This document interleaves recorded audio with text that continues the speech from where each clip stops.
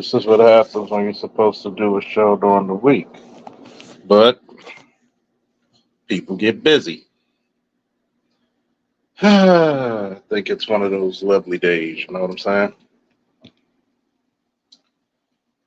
How's everybody doing? And whoo,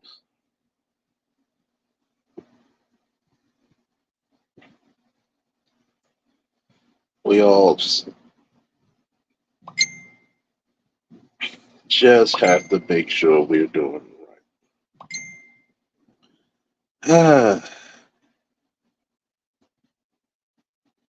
You know the really enjoyable stuff about being a content creator that sort of kind of happens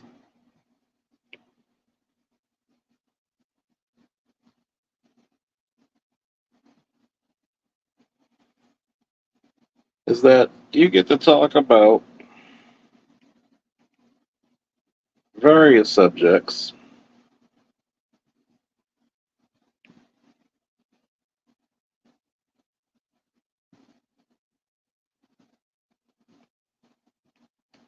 through various levels of study, prowess, and why, you may ask? Because I'm convinced on fundamental levels that people and their belief system, I try my best not to be a bully, pushy, disrespectful about many things. But the shit that I've heard,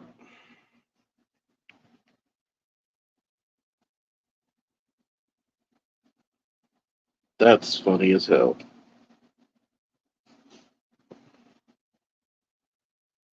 Especially politics. If you really think at this point people like Kamala Harris are great for the country, I'm just going to look at you and say you're smoking dope.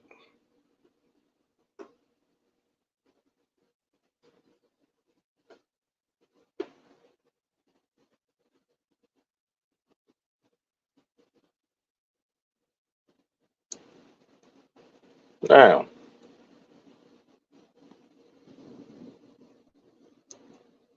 let's look at how free little dirt for what?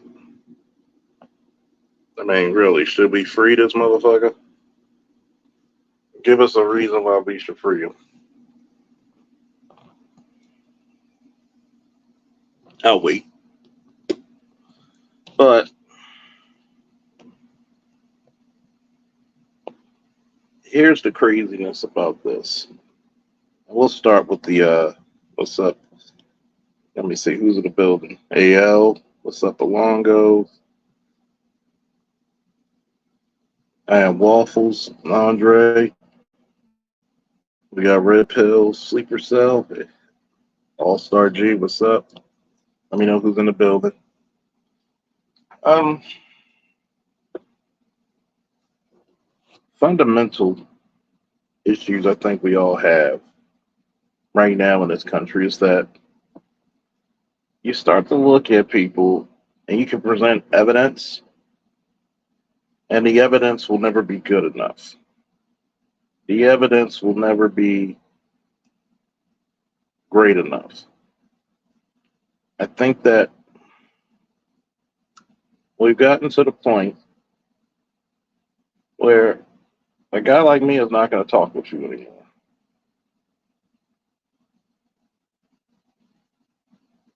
A guy like me is going to be like, you know what? Go to your own, lean to your own understanding. I'm not going to convince you. I'm not going to bother you. Stay over there.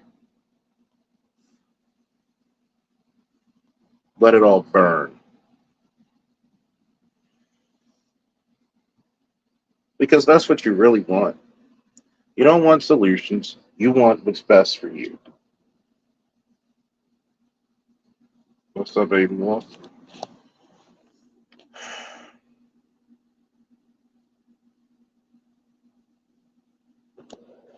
The grimy part about this, especially being in the black community, there's three things you were restricted from as a black man in the community. That's love, respect, and obedience.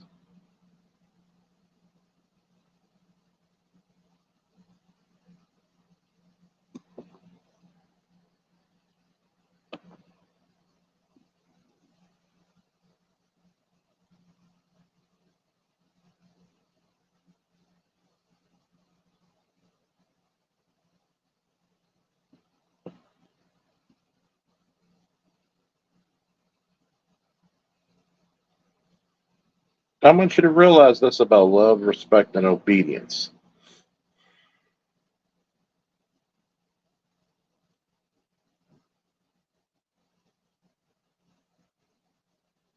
When it comes to this, we have to realize certain things, certain criteria of masculinity, leadership, protection. For the longest time, I've told you the first rule of protection is obedience. How can you protect something that does not obey? It's impossible.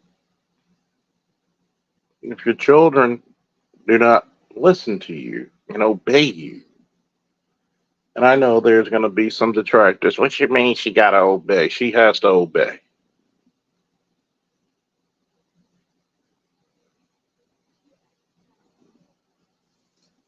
What man wants a disrespectful, disobedient woman? Well, you know, my wife, she doesn't have to obey. Well, a year or two ago, well, 2 years ago, close to it, I had an Olympic silver medalist on my channel, and her boyfriend made $120,000 less than her.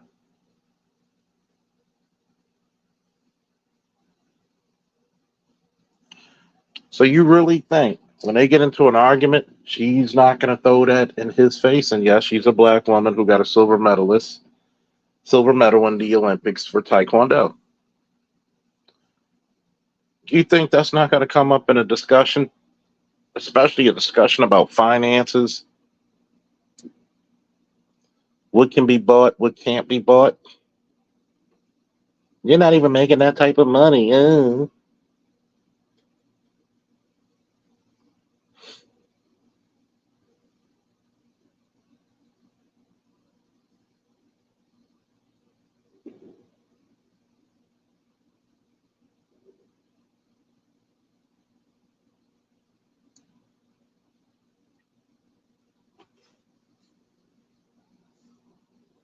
Look at what's going on in the political arena.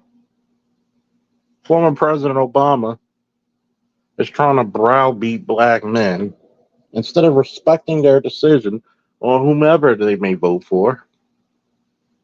That we should vote for her because she understands us.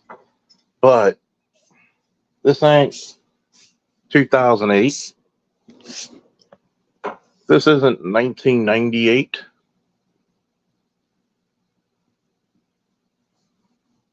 You can check and very easily and discover the background of each candidate. We should vote for a person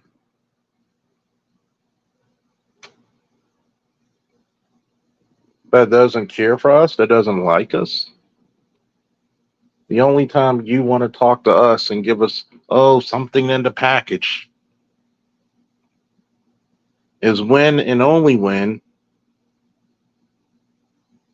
your party royally fucked up when it came to speaking about us. or the lack of thereof. There's no love,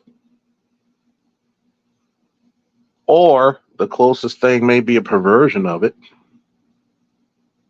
but there's damn sure no respect.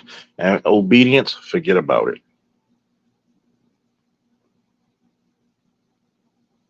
I've seen too many times people get into relationships just off of what?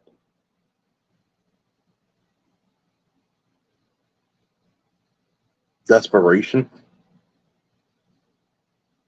There's no veneration. There's no respect.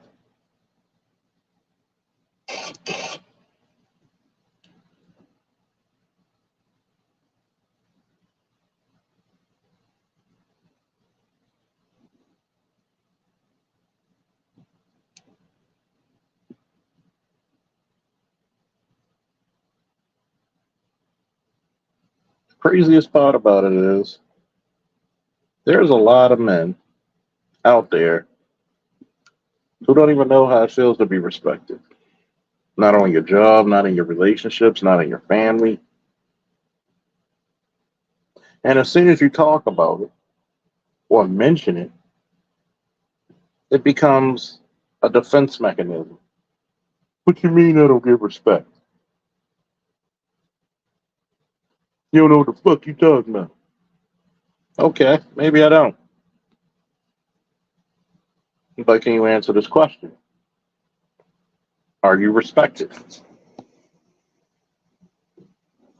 If you tell your significant other, your wife, your child's mother, that you want your child to be raised a certain way and grow up under a certain religion, under certain guidelines, would that individual adhere to it?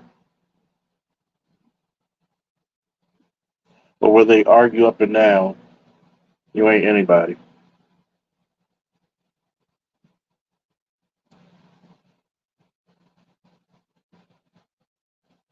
We have to come to grips about this shit, man.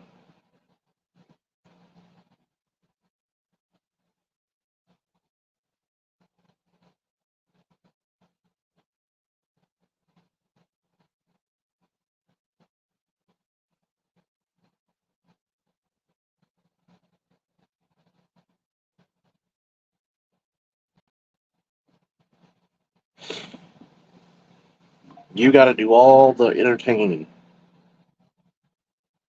all the dancing,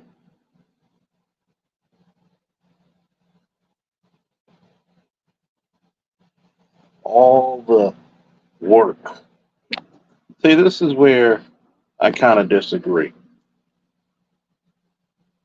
You should be respected, number one, as a living creature.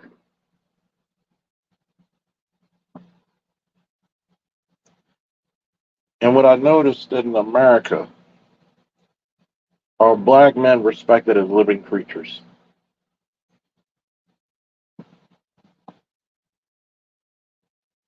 Certain things like respect shouldn't even be demanded, it should be automatically given. There are greater respects, sure, but it should be automatically given. What's up, Ebo? What's up, Mel? And see, the problem is when you go into the mentality of thinking you need to earn someone's respect, you already admitted that you are not respected outright, automatically, instantly.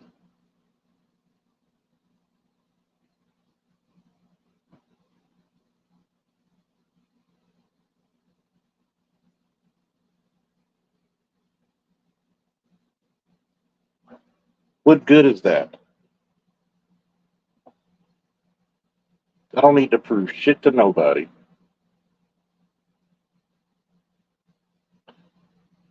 And you notice when black men more and more,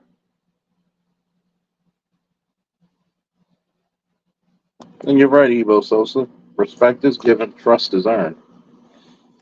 And when black men started adopting more and more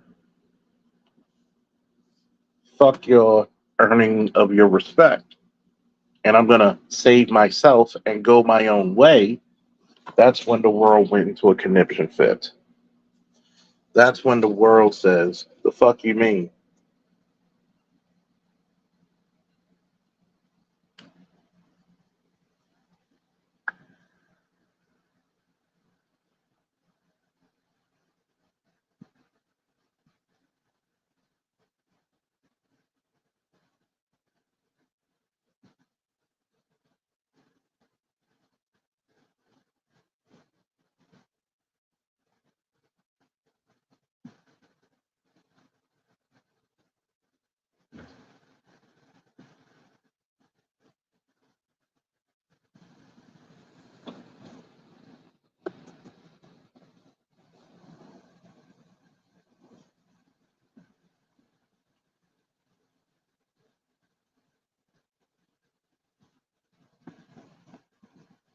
Here's the question, right? Do you see any party playing Chinese New Year, traditional Chinese music, having a Korean barbecue to get attract voters?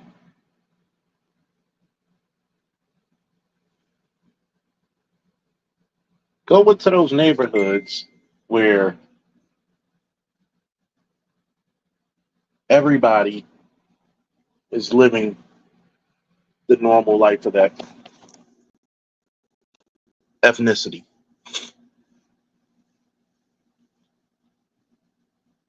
Yeah, you can't make everybody rich. But look at the schools. Go inside some of these schools. Some of these schools are some of the most disgusting places you can ever be. Hardly ever clean. The water fountains and the water systems are not drinkable.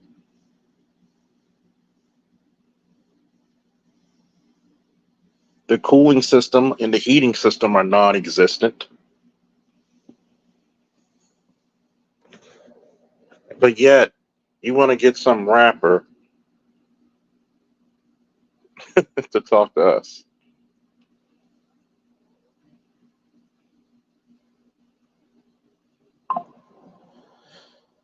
You want to get some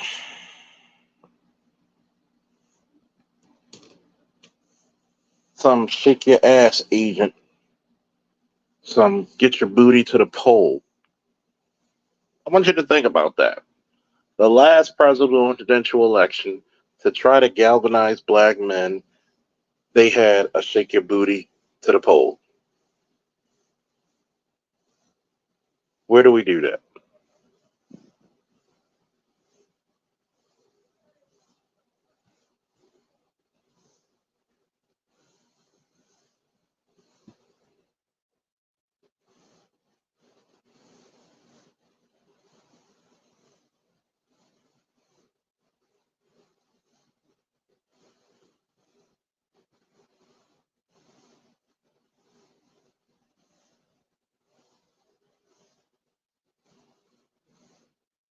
You're telling me that you're satisfied with this. No voting, no fucking. See, I don't even have to talk about black relationships to talk and speak about the lack of respect for the black American man. But it all intertwines, does it not? I could just sit here and tell you. Everybody thinks you're supposed to get along, go along to get along, follow, but nobody really respects you as a leader.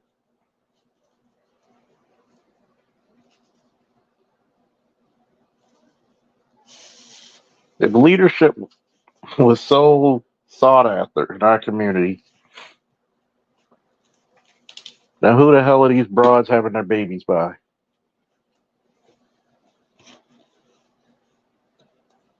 I know somebody's going to say that's fucked up. We're the only race of people that thinks there's supposed to be no consequence off your past actions.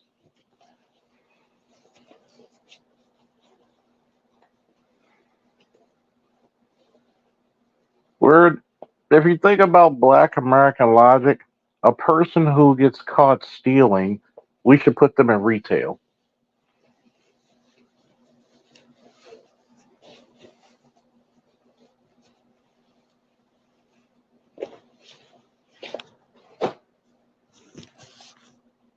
That comment, even though I know Andre was joking, but that comment, free such and such, we have more respect for our criminals than we do for our intelligent elite. We have more love for those criminals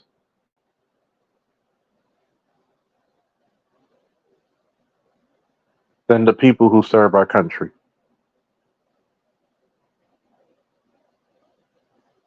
When Destiny's Child came out with the song I Need a Soldier, they were not talking about the military.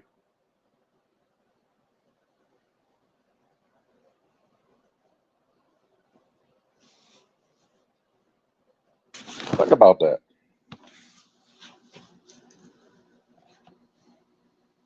You're right, Dr. Dunbar. The balloon popping. You want to be the sacrificial lamb. Oh. I don't like his fit. You know, that show within itself is the gift that keeps on giving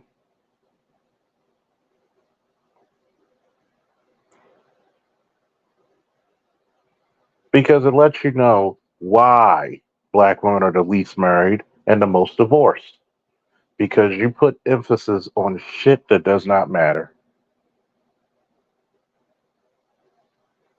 You put emphasis on shit that does not matter. You come into the relationship with children. You come into the relationship with 3 kids by 3 different men, 4 kids by 10 different niggas. I know what I said. And you have the audacity not to be fucking humble.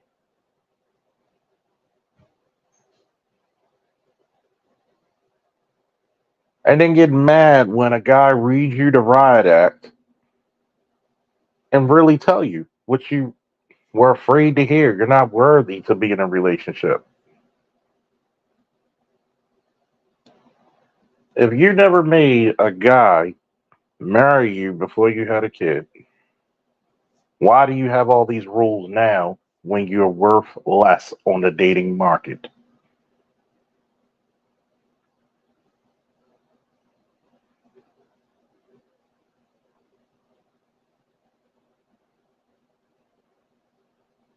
What can we possibly get out of you that everyone else hasn't received?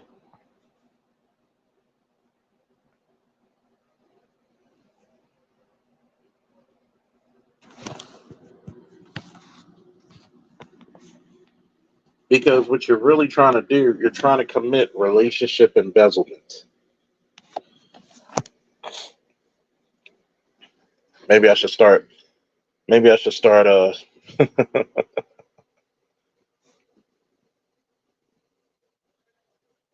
Maybe I should start a T-shirt that says that. Somebody put that in the chat. Relationship embezzlement.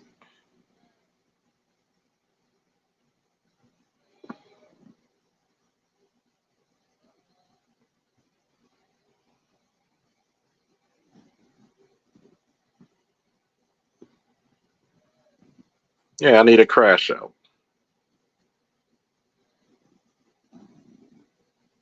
Because if you really think about it, that's all chicks really want to do is create relationship embezzlement. We're going to look up the definition of embezzlement. You ready?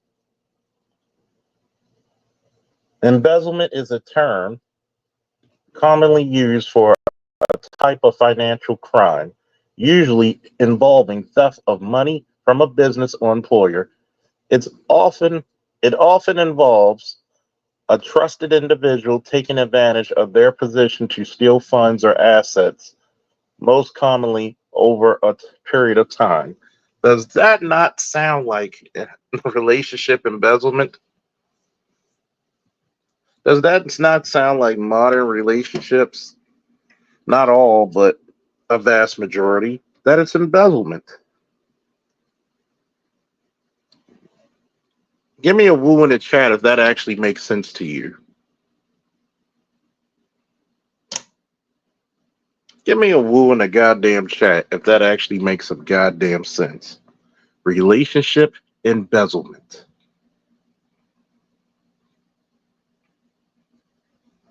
You just want to get as much gifts. What was that one chick? I want to be showered with gifts. What do you offer? Well, nothing. That's embezzlement. You want to steal all this shit because of your position, a trusted position, and to give all this shit while you give up nothing. We just read the definition of embezzlement.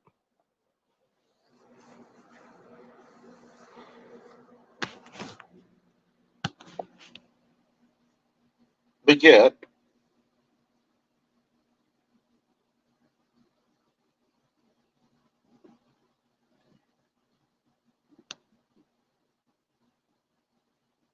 you want the finer things in life while you're giving somebody literally, and I mean literally, your ass to kiss.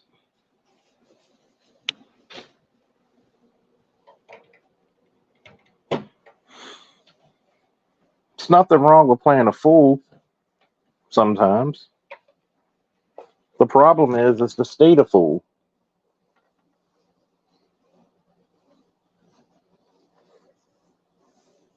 If you're in a bad situation for so long and you've done absolutely nothing to change it, you like it, my friend.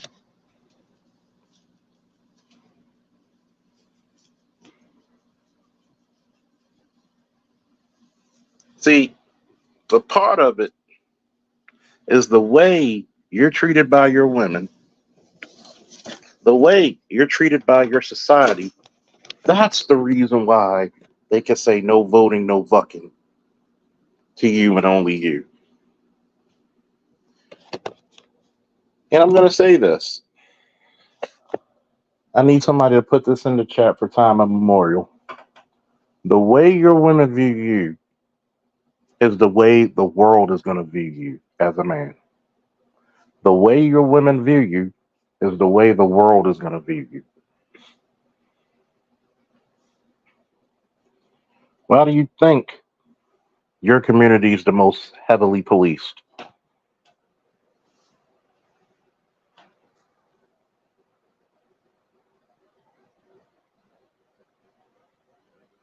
Why do you think the stereotype is black men don't take care of their babies?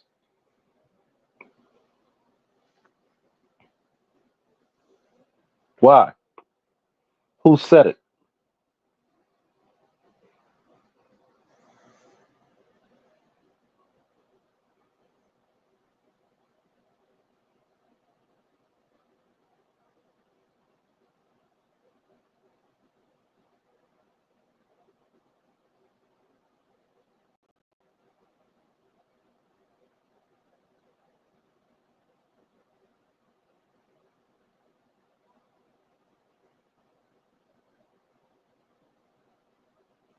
What are we getting out of this?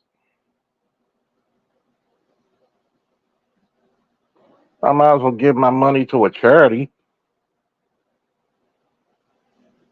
But as soon as you invest into yourself, as soon as you stand up for yourself,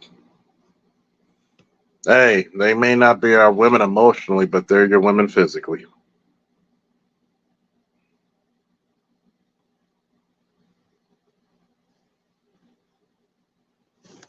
As soon as you invest into yourself, that's when the problem truly lies.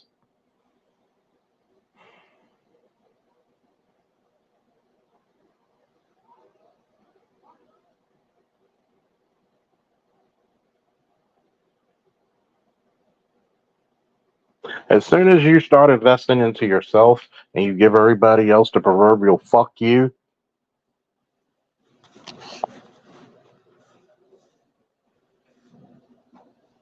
what happens?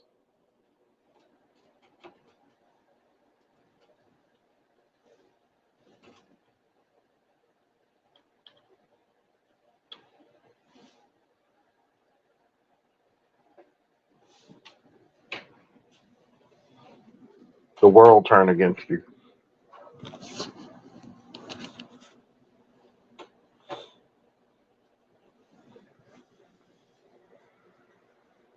This is the reason why I'm getting tired of people like the former president. Yes, I'll still hang his picture up in my house because I like having a guy who was at the seat of power who looks like me. But yet, I can still be honest and speak about and say you on some bullshit. What's up, angry black man? What's up, Eldrick?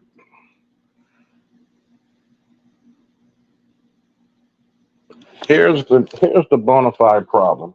If you understand how being a black man is in America, supposedly, allegedly, then why the fuck would you speak to black men in such a way that you knew it would be deemed disrespectful? Oh, because you're following the cues of the women. Where there is no respect, there can be no trust. And where there can be no trust, there can truly be no fucking satisfaction or love. And that's guaranteed.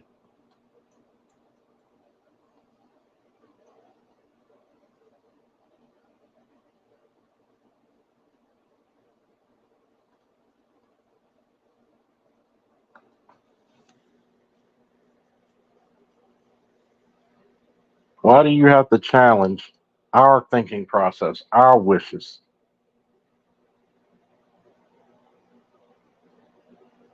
Well, you want to vote because you don't want to see a black woman, a woman in power. Why the fuck should we?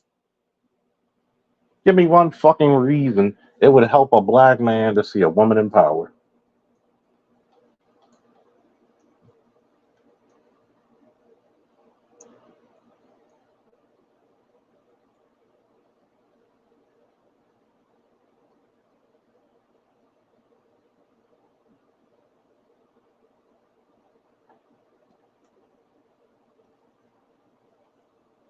Why should we?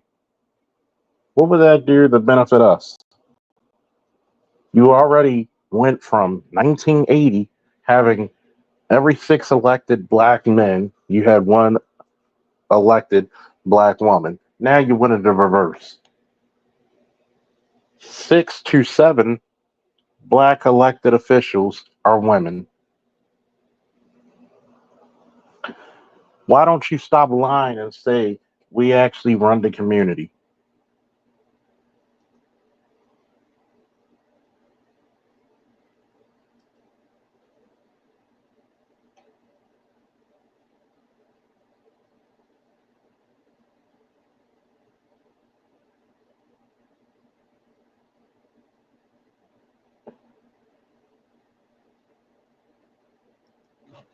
Why don't you actually tell the truth?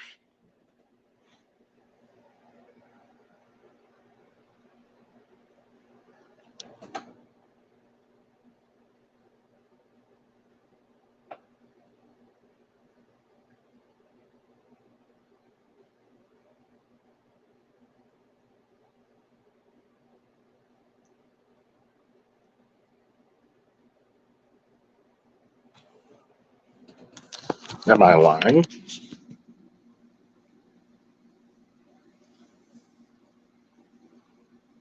Why can't we actually understand on our own? Why can't we have our life, liberty, and pursuit to happiness, whether we vote for Kamala, Trump, or whomever? I think it's very disingenuous. I think it's very dishonest and deceitful to just try to come after black men in such a way that you know goddamn well you would not do to any other race of people.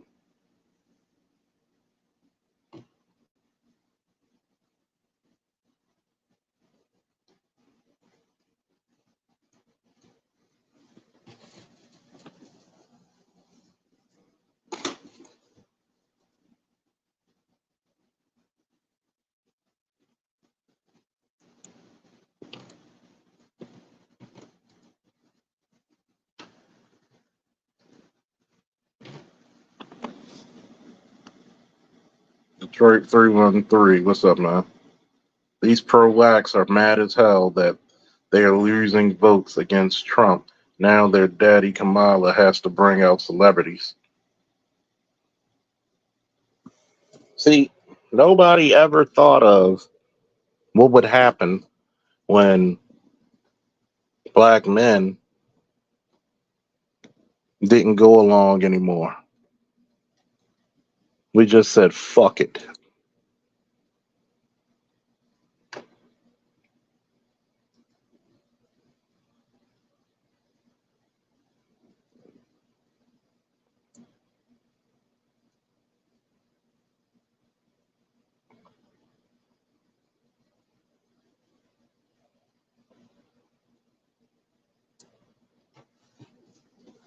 That's what happened.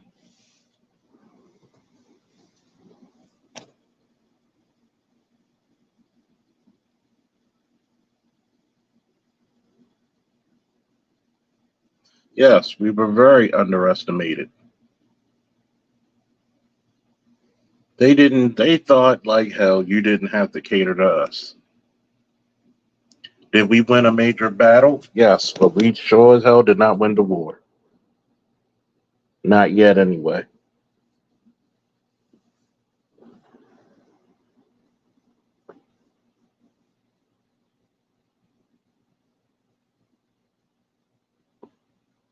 When I went to Iraq, I was under the doctrine of the global war on terror.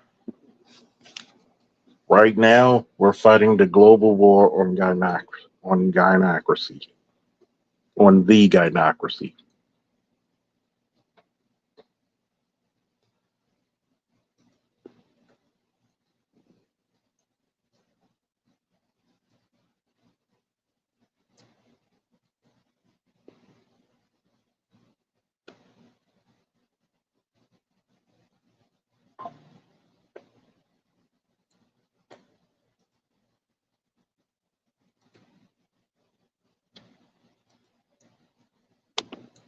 There's a lot of us out there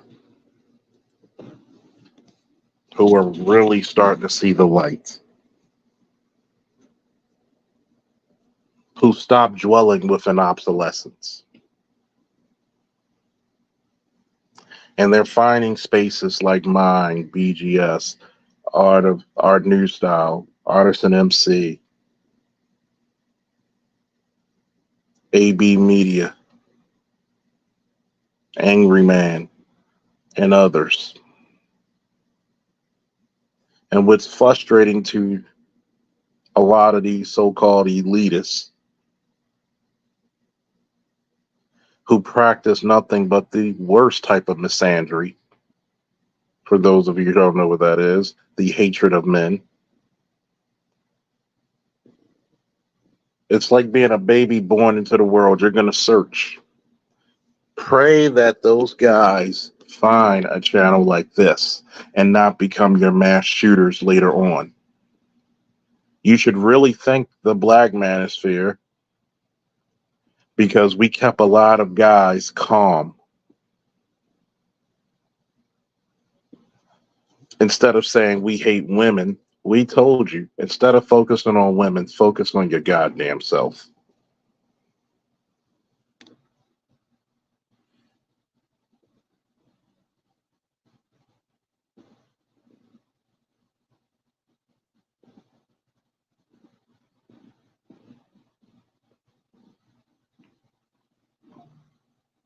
See, that's what they don't tell you. They want to make it look like we're a bunch of incels when there's a very large majority of us have who are children. There's another good percentage of us who are either in relationships or married. There's another good percentage of us who never had issues with getting a woman. They had issues either staying with that woman or issues with the culture that she proclaims.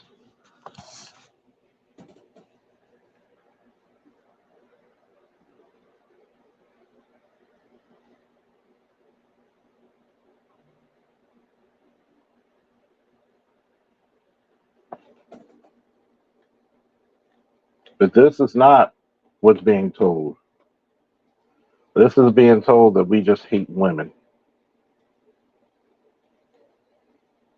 But nobody ever says, wait a minute, we're gonna do this hypothesis. If they hate women so much, then why?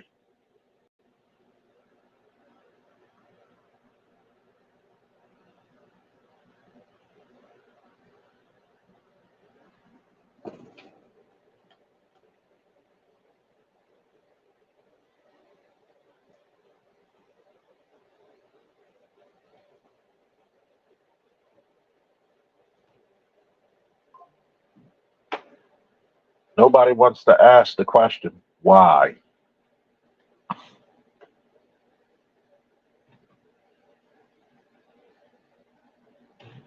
You're gonna have to investigate a lot more.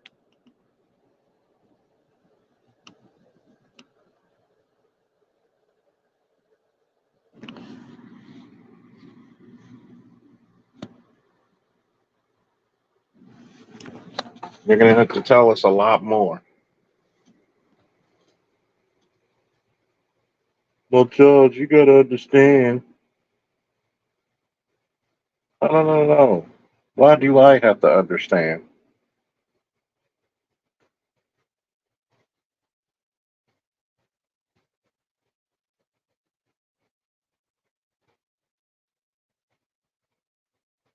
Why must I be the one to bow down?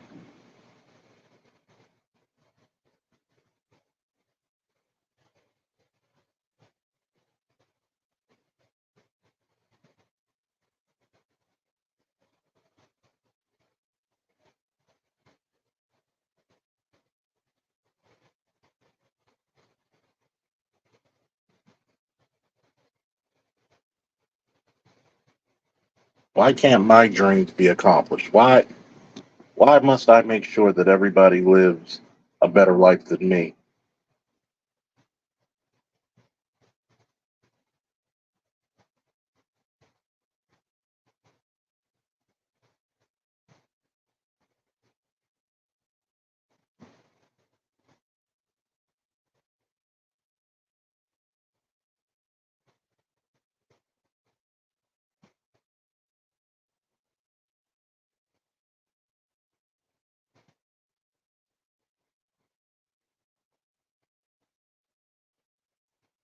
At some point,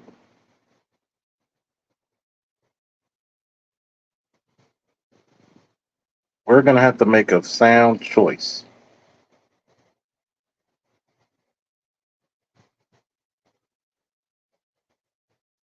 and say, are we part of the system or not?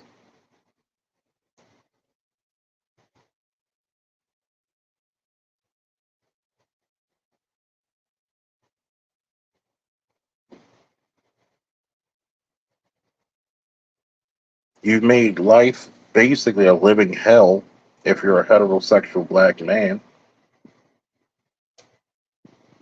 whereas we stay in this country and not invest in other places. Are we made to make it? What's up, Artisan? Judea, Ray, what's up? You literally put us at odds with other men instead of other men realizing that we got it just as bad, if not worse. I love it when black women come out and say, I got a double standard. I'm not only black, but I'm also female. Where the fuck are you suffering? We got it worse than you. Since we're going to play struggle politics, we're black, we're male, and we're heterosexual. You have an entire party that caters to something that does not produce life.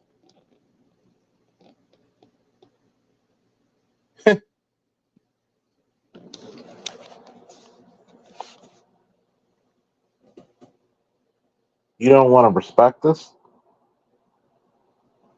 You don't value us.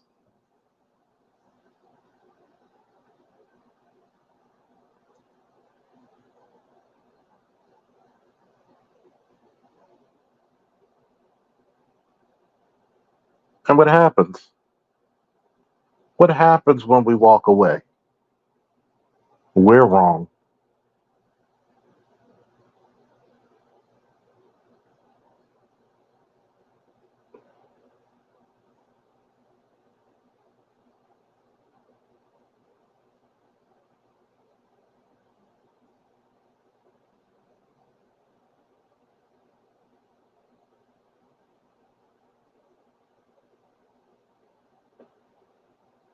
But when we're not a part of the system anymore,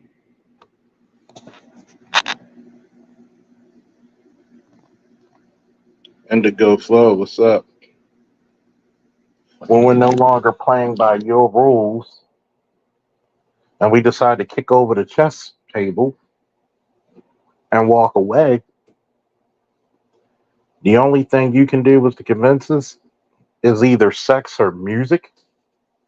You won't even when we tell you, and this is where the love, respect, and obedience part comes to play. Even when we bring it out, you had the Great Faulkner Initiative. You have Dr. T.S.R. Johnson's initiative. It's in paper, literature, black and white. You still go out your way to do the complete fucking opposite, but listen to us. Hmm. Black men for 500 years have fed this country we now call America, the United States of America.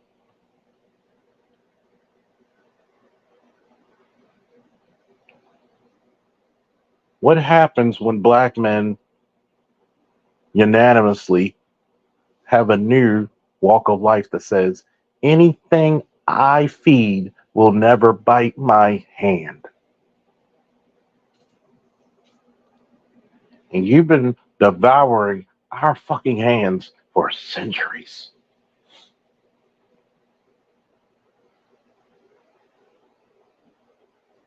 Centuries.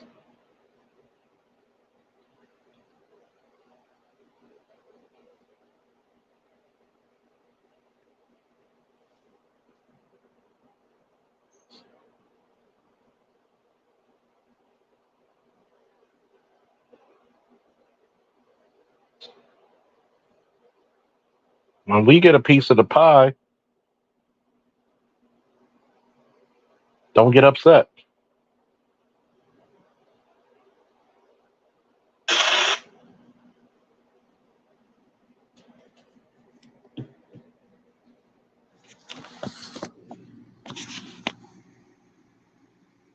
Don't get upset. When we say fuck this place, don't get upset. When you have migrants, illegals, or under legal terminology, temporary protected individuals get more out of this country than the black men who've been feeding it for centuries, they already told you what they think of you.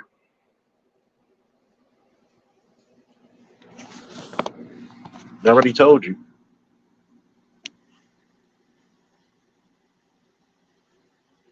The one damn thing that men crave more than love is respect.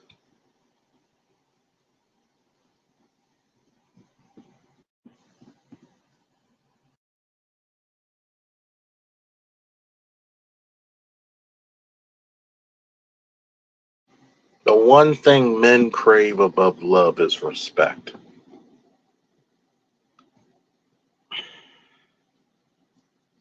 Black men had a strange dichotomy. We get more respect from our enemies than the females that are supposed to love us. Ain't that about a bitch? We get more respect from a party where they're supposed to be the racist party than the so-called party majority of black people voted.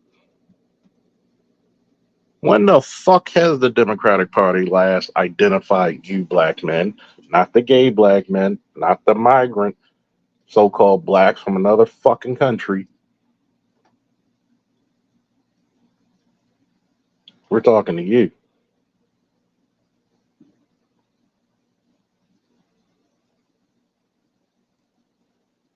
We're talking to you.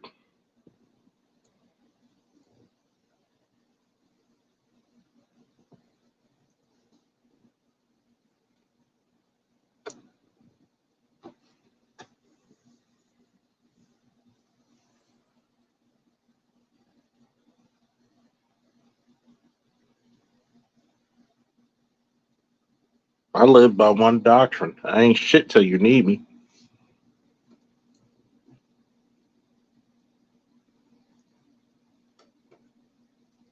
But that ain't fair to say, Charles.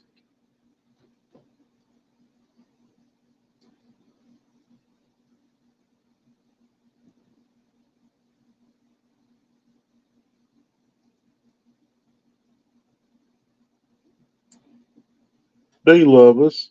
Sure they do. Sure they do.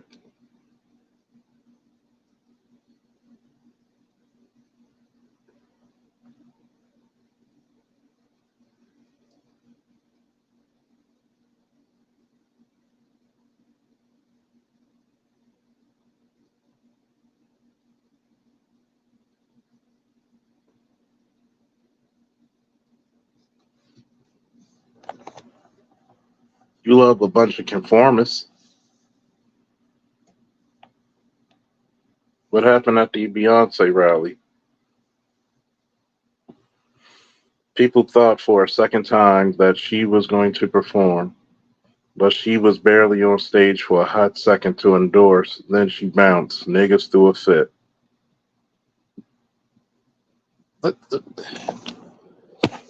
How many celebrities do you see Donald Trump using at his rallies? How many? See, this is the sensationalism that this fucking Democratic Party is really trying to press.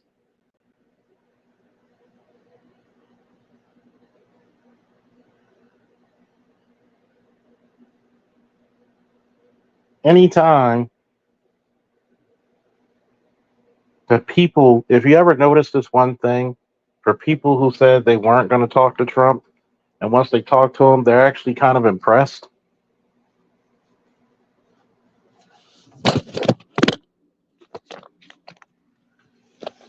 It's almost like he kind of gives a fuck about the country.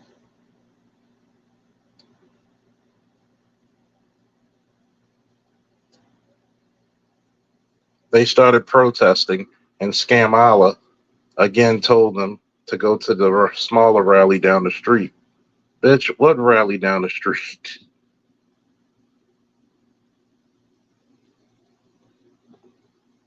TMI, Beyonce hit the wall.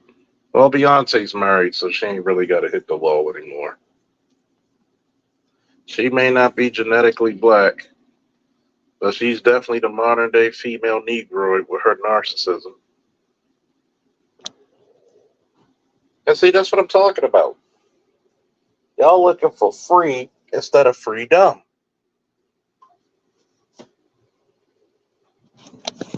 Freedom means somebody had to pay in blood for that right. There's a responsibility to that right.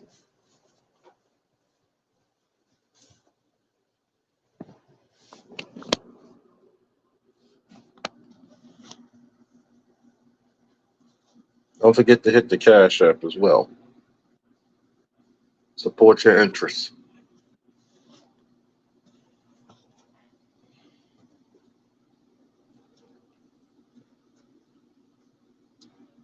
Especially being a guy who has over 4,000 subscribers, 4,100 subscribers, 120, and I can't even get 100 people listening.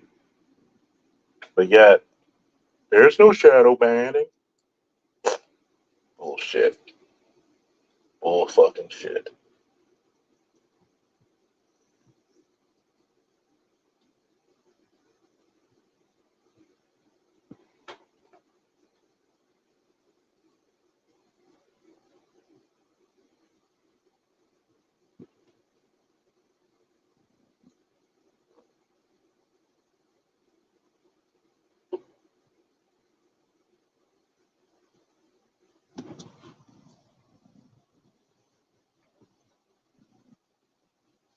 Remember how all these people were saying, especially Hammer, where are you, Hammer? Trump's gonna have us back in slavery. Nigga, you don't even come from enslaved people. Have you ever noticed the people who are not foundationally black American descendants of slaves talk the most shit? But I understand why you follow Kamala is because you're trying to get the same reparations out from under us. You want those international things. How the fuck is it that you come from people who ran from their country and most likely because they were sucking the fucking resources out of it instead of putting back into it? Because there's a large majority of the motherfuckers who leave their country usually were the bloodsuckers of that country. Sorry.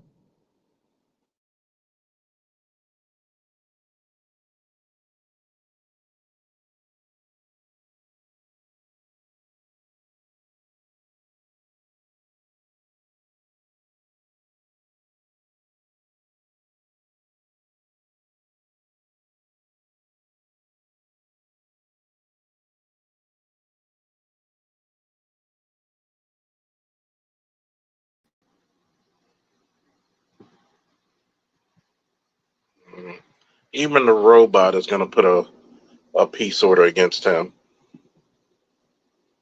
Marcus B28 said, I'm convinced that people that believe in Project 2025 also believe in Easter Bunny. How many times did the man say that he never read it? He didn't want to be a part of it because he knew he was going to be accused of it. Can you imagine her getting smart with Putin or China like that? She's a fucking idiot. At some point, why do we have to backtrack calling a female an idiot? You're quick to say that about men. You want us to treat you the same? Cool. You're a fucking idiot. You are a fucking class action lawsuit idiot. They should take every fucking microphone from you and just have somebody voicing over your shit like an early Arnold Schwarzenegger film. You should not be allowed to speak publicly any goddamn more. And what makes it even more disgusting is this. You're so narcissistic, you don't even give a fuck about anybody else's feelings. You don't give a fuck about anybody else's plight, only because of what? You were raised in a middle class home. You said it so many times, even people in your own fucking party is mocking you.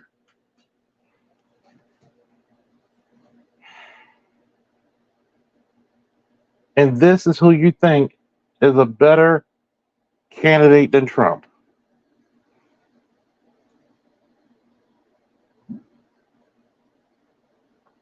Are you motherfucking serious? This is how I know majority of the Americans are stupid. You had better gas prices, better energy prices. You can actually still afford a home. And the badass part about it, it was under COVID. Did Trump have to eat COVID? Yeah, it happened on his watch. Does he have to eat January 6th? Yeah, it happened on his watch. But not one fucking thing did you say about Biden and Harris that they brought back two fucking wars. You sent $200 billion. 200 goddamn $1 billion. This is what you sent. $200 billion of taxpayers' money to goddamn Israel and Ukraine.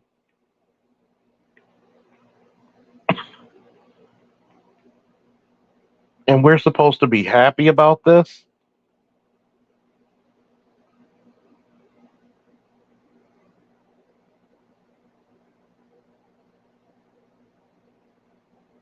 We're supposed to be motherfucking happy about this.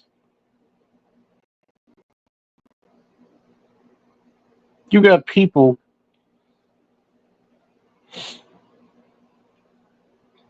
You got people who can't even afford their light bills. You got people who can't even afford food. Hold on for a second.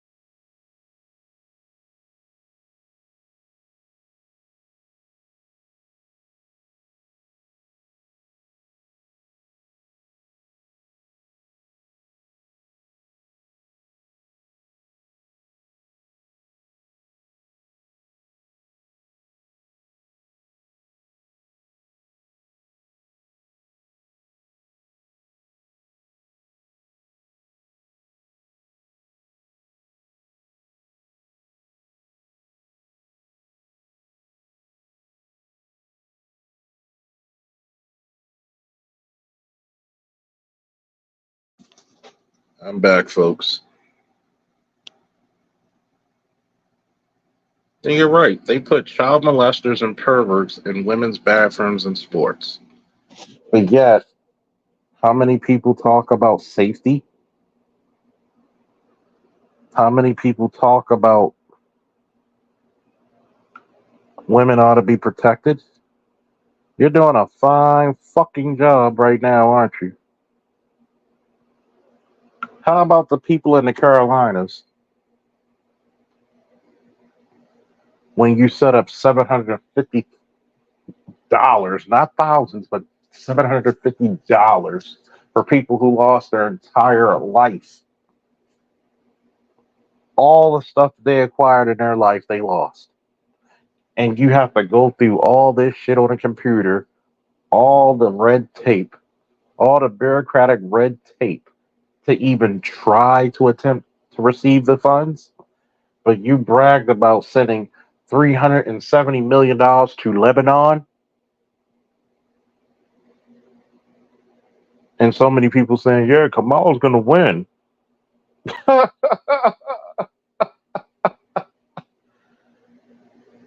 Should be an example of how you lose a case or how you lose a presidential race. Because quite honestly, this has not been thought out with the brilliance of minds.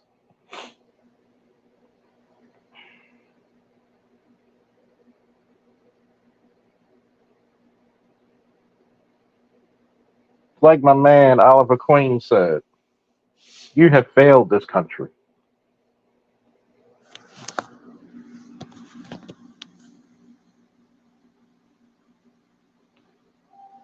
Feelings over safety. It's not even feelings. It's disingenuous over safety. We're not even, and I'm gonna go back to the statement. We're not even talking about the criminals that we let through this country. You didn't even check to see, is this person part of a terrorist cell? Is this person a gang member from a fucking Argentinian gang, Venezuelan gang, whatever? Is this person a molester, a sex offender? No.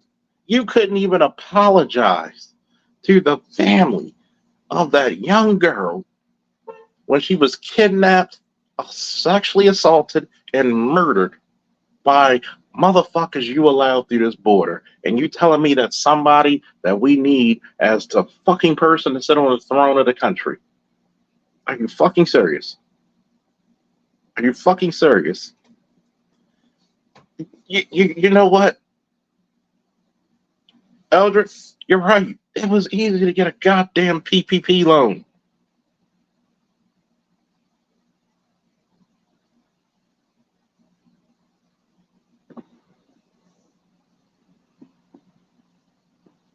But I ain't shit.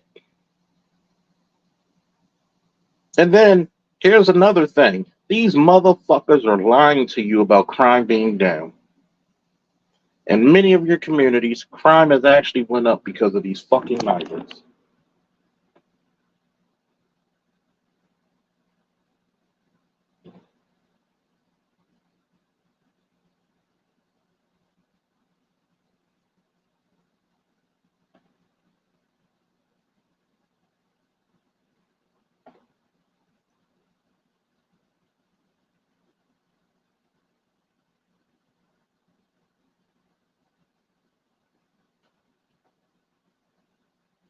You're allowing people to come into the country unvetted,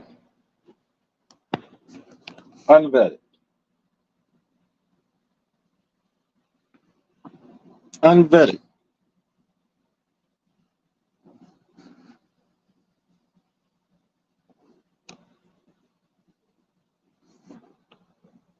This lets you know something because I know my viewership went down.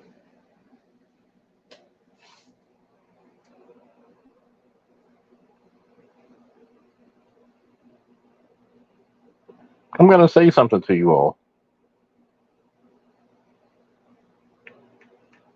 I want you to think about it. People are more worried.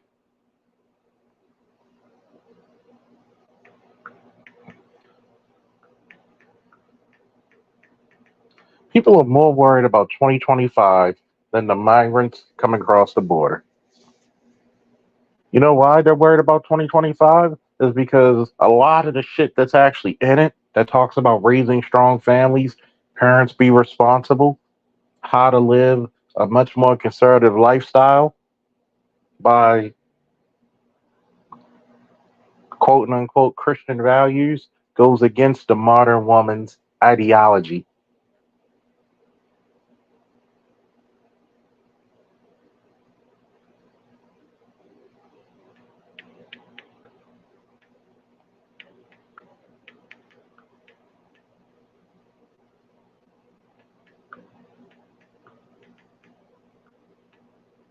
Notice that.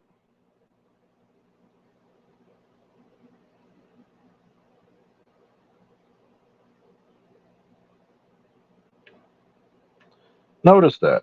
Anytime it talks about being a proper man or woman, the Democratic Party and a bunch of liberals are totally against it.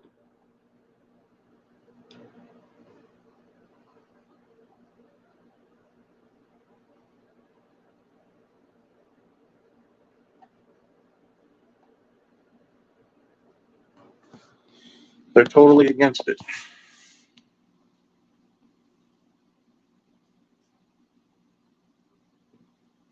Well, that's true too. Well, crime meaning as crime is being committed, not prosecuted. I'm the only person to have prosecuted.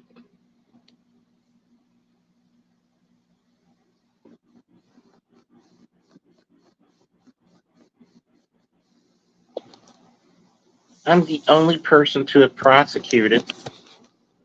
I wonder if I was running for president. What would she tell me?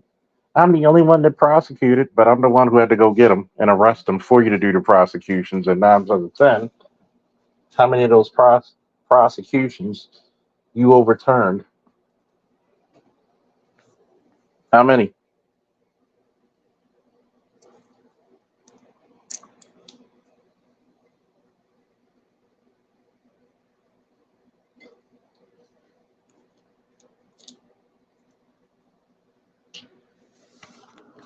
Well, that's not fair, Charles.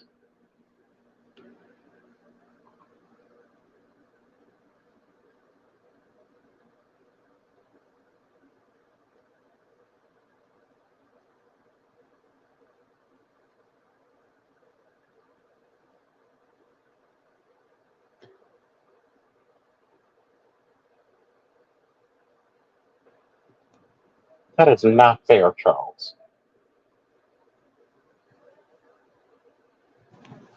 I know it's not fair. I totally get it's not fair. Life ain't fair.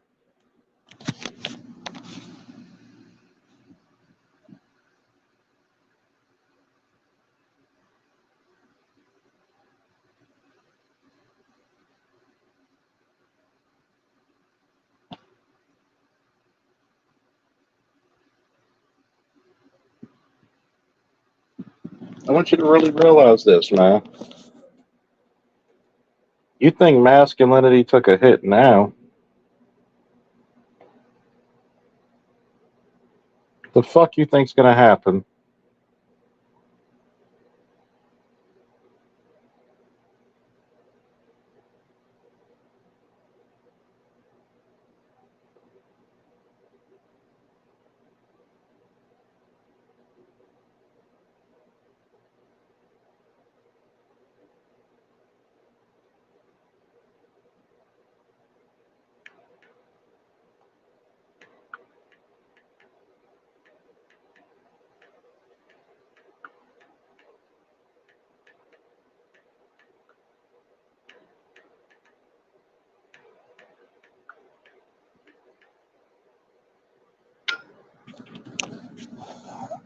I want you to really think about this. Masculinity has taken such a big hit in the last 40 years. Do you really think a Kamala's Waltz administration would benefit men, and particularly black men? I want any detractor to tell me where the fuck are black men are going to benefit? Where? You got a guy who's more concerned about putting tampons in men's bathrooms, which, if you need a tampon, then you're not a man in the first place.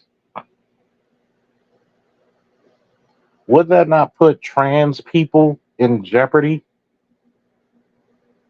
Wouldn't that put people who are not trans in jeopardy? You're potentially increasing conflict.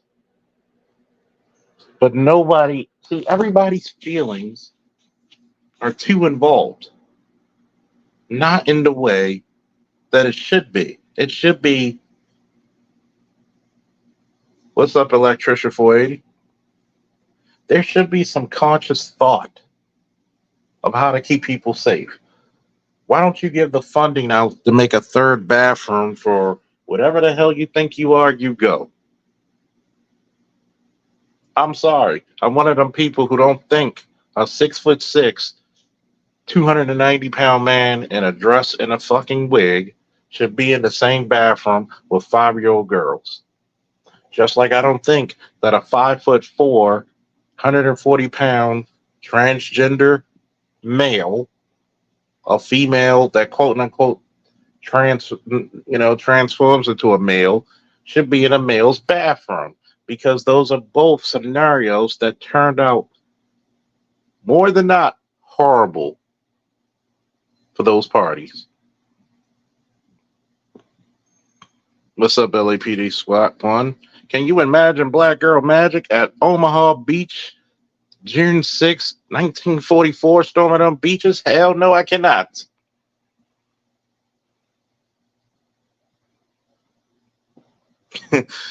Bay said, at LAPD SWAT 1, we'd be zig-highing. I know I spelled it wrong, but right now, that's true. Remember when I said the ultimate American is a black man? Because we did the tough fighting that every other race of man waited until the fucking coast was clear to take advantage of them rights that bled for and we made other people bleed for. Definitely that would happen. But you know what? But what happened to that love? We love you guys. We need you guys. The only time you even mention love is when you know you can't find it anymore. You run out of options. You don't like the fact that the wall closed in on you. Biology says you're too old, bitch. You're not valuable to that guy. If anything, that guy's common sense kicked in like a superpower and said, "No, can't do it.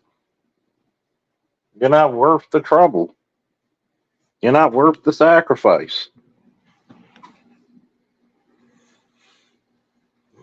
And for all the ladies listening, don't be that person that somebody's going to be like, "You're not worth the sacrifice."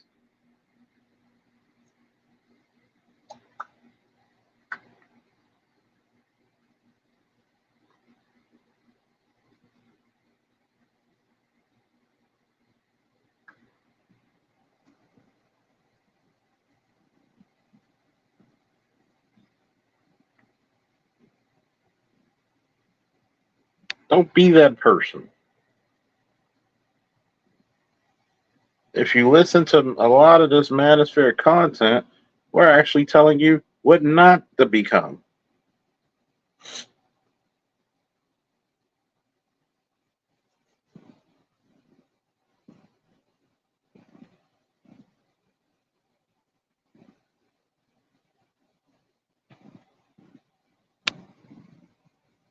Do you want to be successful in a relationship? Stop listening to Derek Jackson, listen to Charles Faulkner. If this man can't do, I'm going to tell you this. I'm going to invoke my inner Kennedy. Ask not what a black man can do for you, ask what you can do for that black man.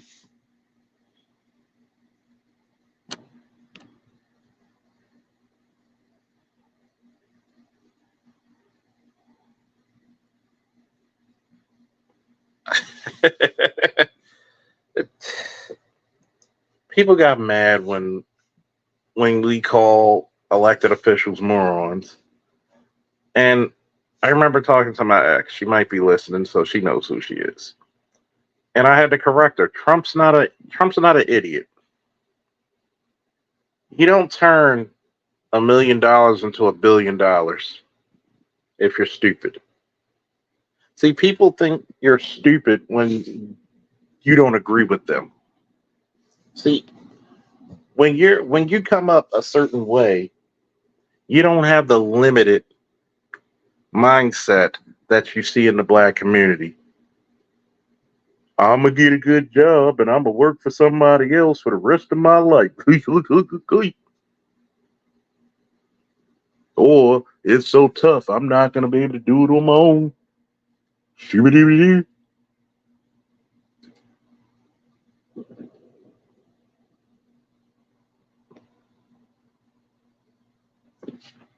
That's the part where it gets really greasy. Like, share, subscribe, get those likes up. Woohoo, we got 38 people in the building. Oh shit, we're gonna break a record today. Well, my record is 800 live viewers. Thank you, Kevin Samuels. Well, we saluted him for his loss, but hey, let's make up for old times. For old time's sakes. Derek Jackson is the only blue-pilled simp that used pandering to get him generational wealth and kitty cats. Well, that's true. At least he got something out of his shit. That shows you women love the lies.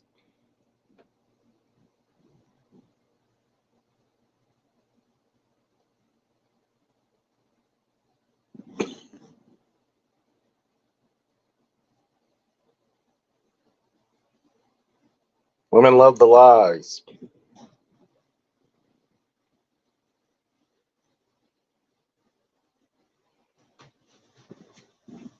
I want you to think about it. I promise you this, and I'll make a bet. I bet you that if you compare my content alone compared to Derek Jackson's content, I can actually get women in fulfilling relationships. How about that? How about them motherfucking apples, huh? Let's place a bet.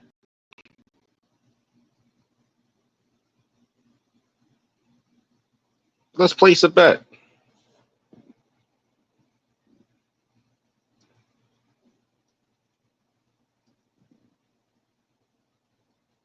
Anybody want to place a bet?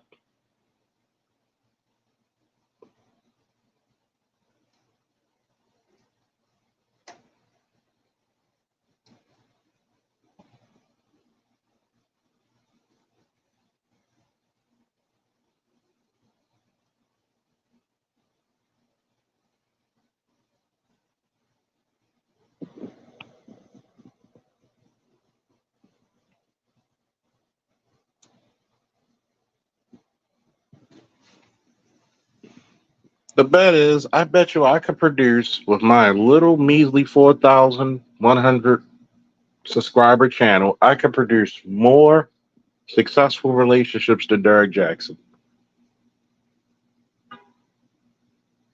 if I had more women listening.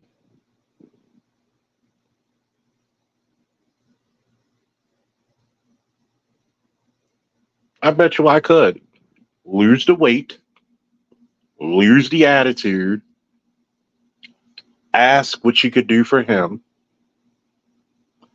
be fun, be friendly, know that every argument does not need to be argued,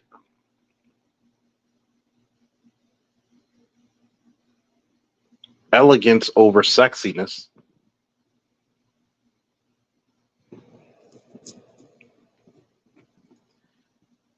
and that man will bend heaven and earth to please you if he gets that.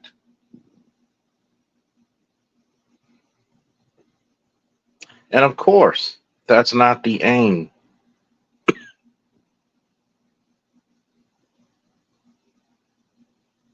I agree with you. It's not the aim. But, it goes back into what I've stated before.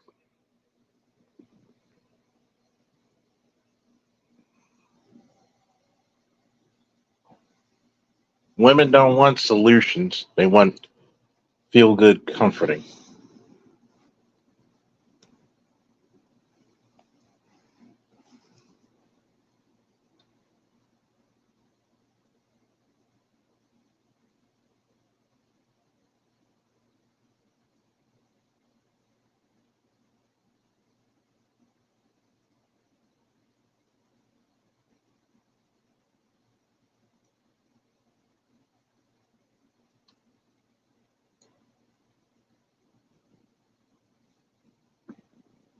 Yeah, this is the reason why the churches are prosperous. Because they give you feel good shit instead of shit you actually need.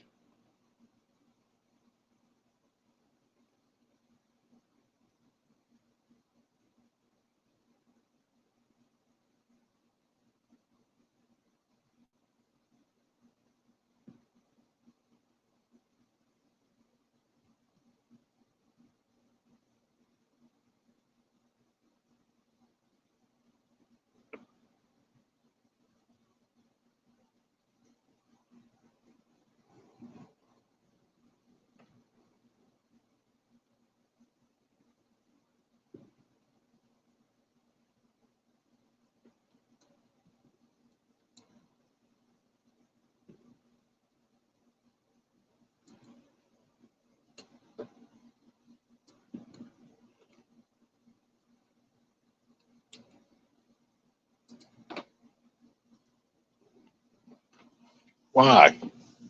Why have black men checked out of black churches, man? Number one, they don't sing to the soul. Number two, they benefit us not.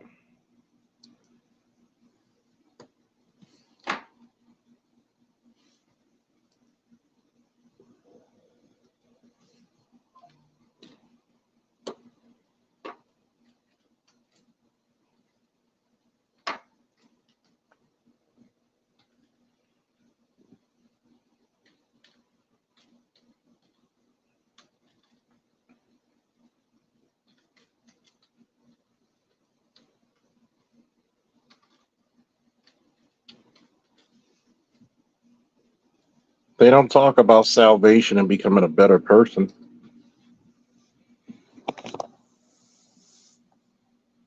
They talk about feel goodness.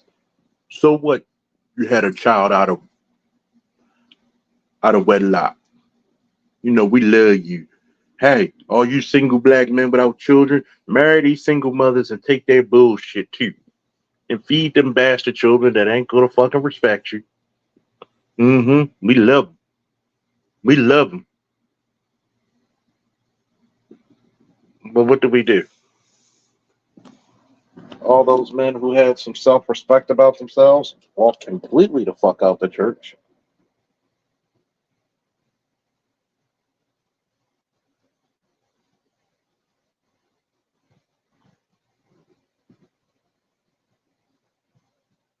And I notice what you just wrote, LAPD SWAT. I see the appeal of Islam due to the emphasis on masculine responsibility.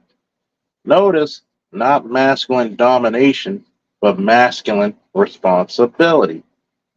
We don't mind it. We're okay with it.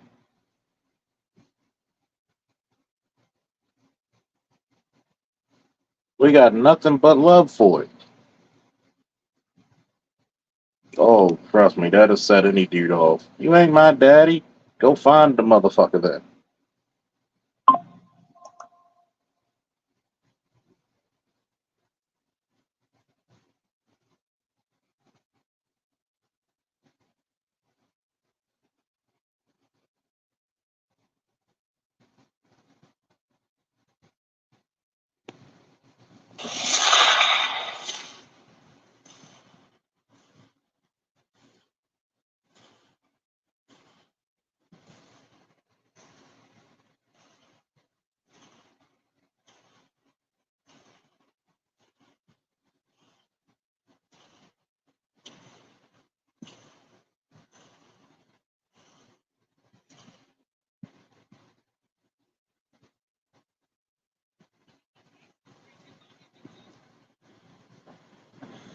Hmm. And Longo Savage said, personally, I checked out when the whole experience felt fake as hell. Black men get preached at for shit we don't do, but black women get all the grace in the world, and they actually did that. What's wrong? Exactly. But but there's gonna be people who's gonna listen to me and said I'm fucking wrong about every goddamn thing that I said. You gotta understand that guess what? At some point, we just gotta call you a fucking idiot.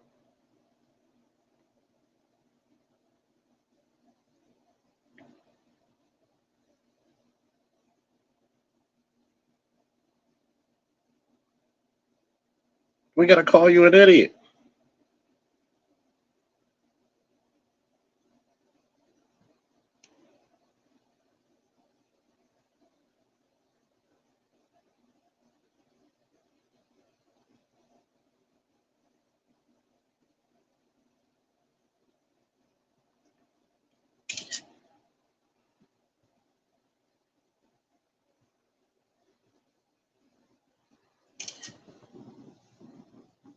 The church got a pimp hand that Magic Don Juan wish he had.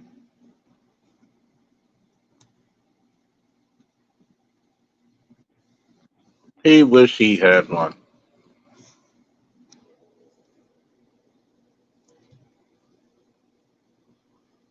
And notice, we're going full circle in a conversation about obedience and respect.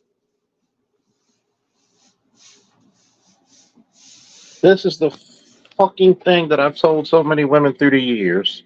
That's the cash app right here in case anybody want to donate. If you actually listen to your man, did what he asked the first time he said it, without and actually, you know, encouraged him.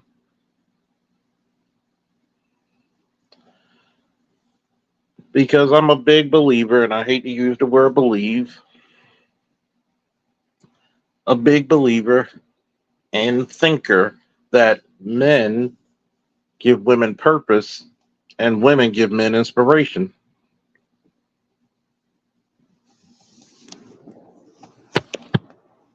But what will you do?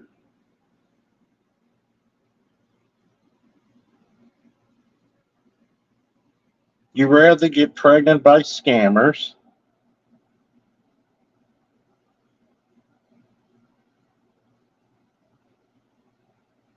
and other so-called people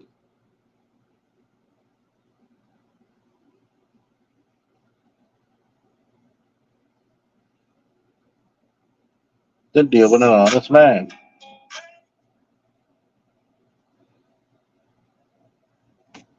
That's government sanctioned to take your damn money. Government sanctioned to take your damn money.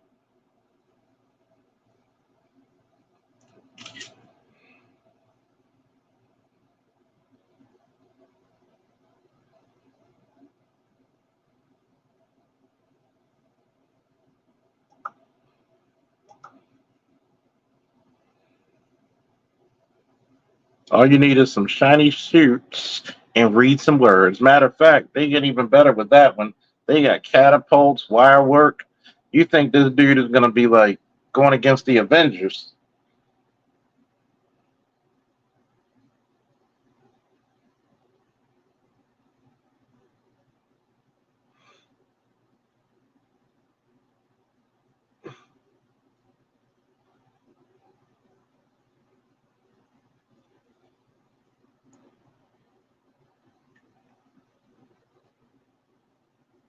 I want you to think about that, right?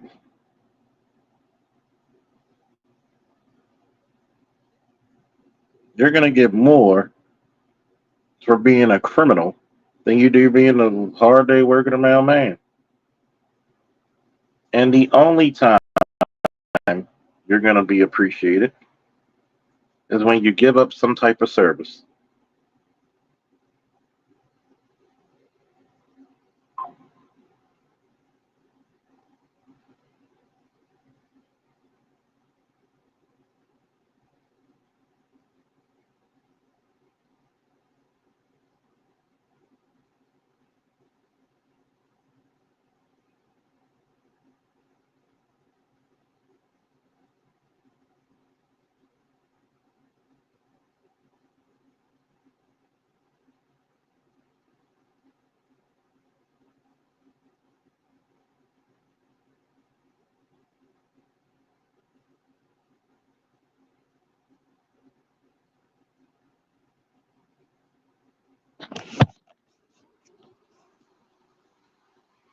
Let me get this straight. We're wrong for not dating a baby mama because their sons might be Pookie. But she's not wrong for raising Pookies. The fuck out of here. Raise one finger and leave church.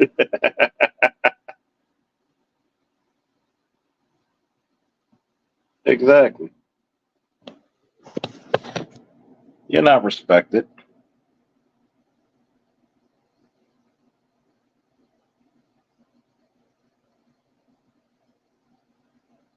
The fucking part about this is that there has to be some terms of respect.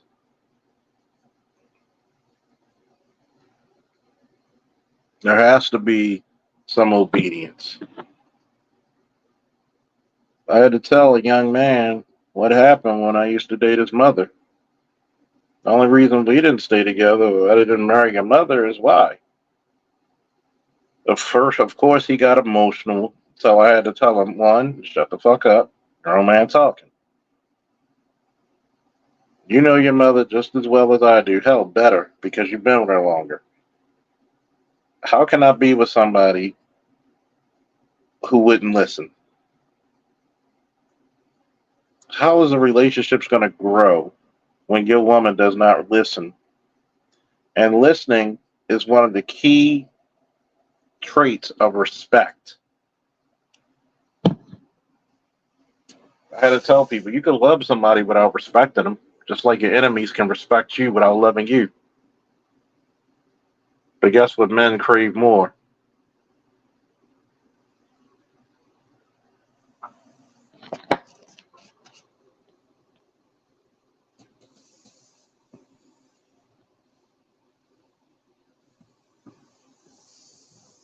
Guess what? Men crave more. Fuck your love.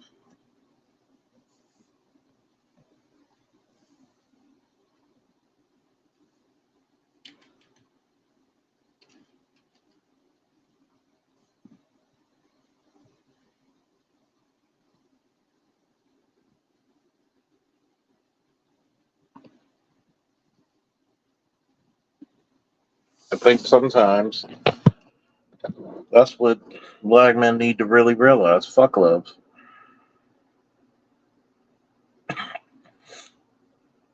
I think we're the victims mainly of the Disney movies because we always been taught.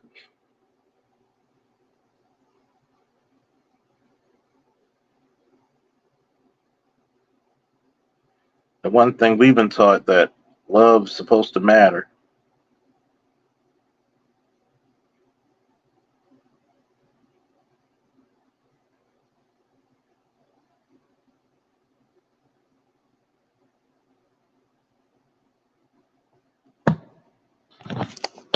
Number one, love yourself. Demand respect from everybody else. We're joined by the Bitter Truth, aka Embrace the Villainy. What's up, babe? What's up?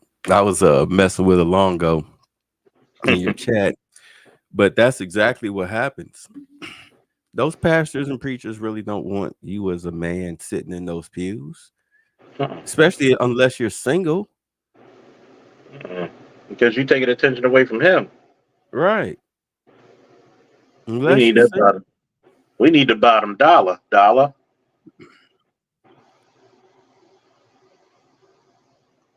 saying it's Somehow. better to be respected But than go ahead. loved. I'm sorry. Go ahead. No, I was reading what he wrote. It's better to be respected than loved because Yeah. I mean, your woman can love the hell out of you, but the neighbor comes by 10 minutes after you leave for work. Yeah. There's a level of respect that you should have. And I think that fundamentally, there's two things about it. We don't demand it because we're so enamored with love. Oh, she loved me. I don't need anything. We're gonna make it work, baby. Mm-hmm. Love is a chemical reaction that makes people breed in order to propagate the species. Yeah. Yeah. Some of us are monogamous, some of us aren't. Yeah. I think ultimately we need to be honest with ourselves. Would you? We need to ask that ugly question that nobody wants to ask. Would I sacrifice my respect just to be in a relationship? No, I learned Because the hard way. No. there's some men who would. But go ahead. No, I was saying I learned the hard way. No, and sometimes it don't even have to be about like a romantic relationship. It can just be a relationship. Period. Family, friends, neighbors, co-workers, etc. Relationship can have many aspects, but if you are doing things that are against your better judgment for them, you're overriding your natural programming in order to try to fit the square peg into the round hole. I mean, it never works out in your favor. Nope. That's why I say that, like, that blue pill rage, that's the villain origin story of every man. Will Smith slapping Chris Rock. I mean, of Mm-hmm. course. I mean, now looking back on it, we realize it was staged. Okay, it was Mm-hmm. staged in order for him to get that Oscar. His career took a tiny hit because Right. we're going to go see a Will Smith movie regardless. What's the movie that he's coming out with? Was it later this year or next year? Yeah. He's come. Yeah, everybody can't wait to go see it. Can't wait to go see a Will Smith movie. Chris Rock slap or not? Reputation took a hit. You got, your wife bitched you out, had you crying on TV. Your sexuality questioned. Constantly. Yeah, you supposedly a black and white video footage of you and your drawers with Diddy. Have you seen that? I ain't even seen that. Yeah, it's out there. You know, It's a questionable photo. Looks like they're running down a hallway or something. I don't know. Um, but I mean, look at all he's endured because he's trying to quote unquote keep up appearances. All Yep, right, as far as publicly, but behind closed doors, as far as he's concerned, the marriage is over. Like he was leaving her, and she repays him by fucking her son's friend. Her son's friend. that's love. And then you wonder why the boy moved out. You could have found any other dude. Let's put that in perspective. That just lets you know from a state. You could have found any other dude, but you picked your son's friend. That's some LeBron James mother shit. Oh my god. You know, I still never forget he in his rage when that came out. He went up and he was single-handedly. It was during the playoffs. He single-handedly just in the first quarter just let all his rage and power and frustration come out in that first quarter. I think he had like 25 points in the first quarter. Then after that, he just pass, lob, pass. He was just gone. He was spent. He was done. Yeah, He he needed to didn't pick. get out of Cleveland after that.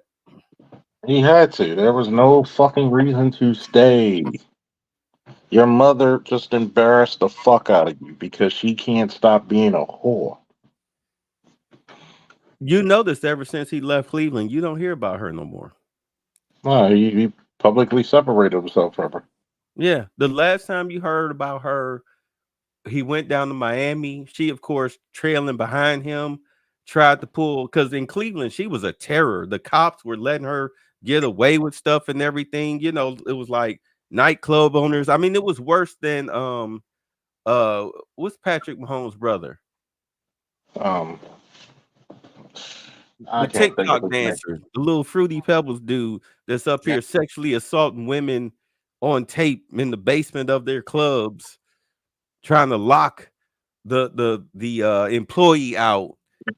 Remember he did that? He tried Yeah, the guy went down there with her because they didn't trust him. yeah.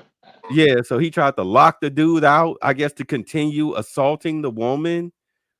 And because she pressed charges, I mean, to show you the level of degeneracy. And I know this was only the black people that was doing this. They destroyed her business. Mm-hmm. They destroyed her business. Only black people were doing that. White people were not. They hate that dude. They hate Patrick Mahomes' brother. They Yeah, they don't hate like him. him. That's his name, Jackson Mahomes. Yeah, Jackson. And and he could have killed his brother's fucking career because of that shit. Yeah.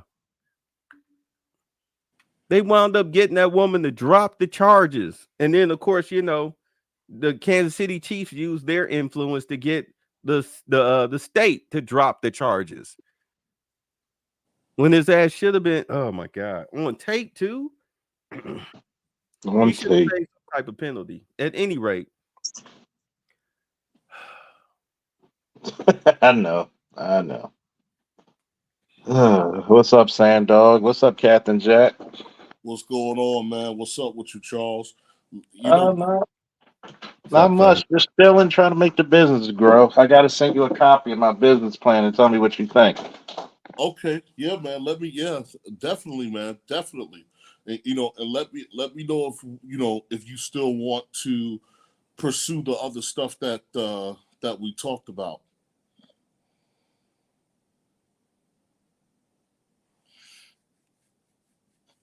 Say that again. I said, let me know if you still wanted to pursue the other stuff that we were talking about. Oh yeah, the table's open for everything, man. I'm just trying to decide on which one I'm gonna go because I'm gonna still try to do both if I can and see which one Okay, hits. okay, but Nah, fam, like, look, what this all boils down to, man, is that it for Black America or Black American men, you're in a very unique space. And the what I mean by that is that there's not a universal philosophy that we live by, right? There's not a code of conduct that we live by. So if you're a part of the Muslim community, right, you've taken the oath called the Shahada, that declares your brotherhood. That let me back it up. You acknowledge the universal oneness of God, who your prophet is, right, and then Right. that facilitates your brotherhood with other Muslims. And for us, we don't have that. So it all starts with the men and how we, how we Yeah. what we agree upon with one another, how we perceive one another, and how we work together. This is pretty much, at least from my perspective, where it's all going to start. And so that will be the men having a universal philosophy and advising the environment. This is what we're for, and this is what we're against. And so at the end of the day, if you're for everything, then you stand for nothing, so to speak, right? So you would have to have a universal philosophy that allows you to draw a line in the sand or establish boundaries when it comes to certain types of things, right? And And so here's a I'm just question for you, there, dog. Do yeah. you think that black men are afraid to do such? Yes, because the orient in our culture, there's a weird orientation of power, right? And so some people will see power as something that corrupts or that makes one evil. And so yes, there is a fear to draw a line in the sand because uh, many of us want to be loved more than to be respected, right? I kind of, there's this, at least for me, from observing the culture, there's this kind of desire where acceptance is seen as the same as autonomy, right? Huh? So you know how I've talked before in the past, and and I hear people complain about our plight, complain about our condition, and I always say you should have fought for your own state, right? What you're Mm-hmm. asking for, is autonomy. And so at the end, in order to obtain autonomy, you got to do, you have to, you have to do some shit.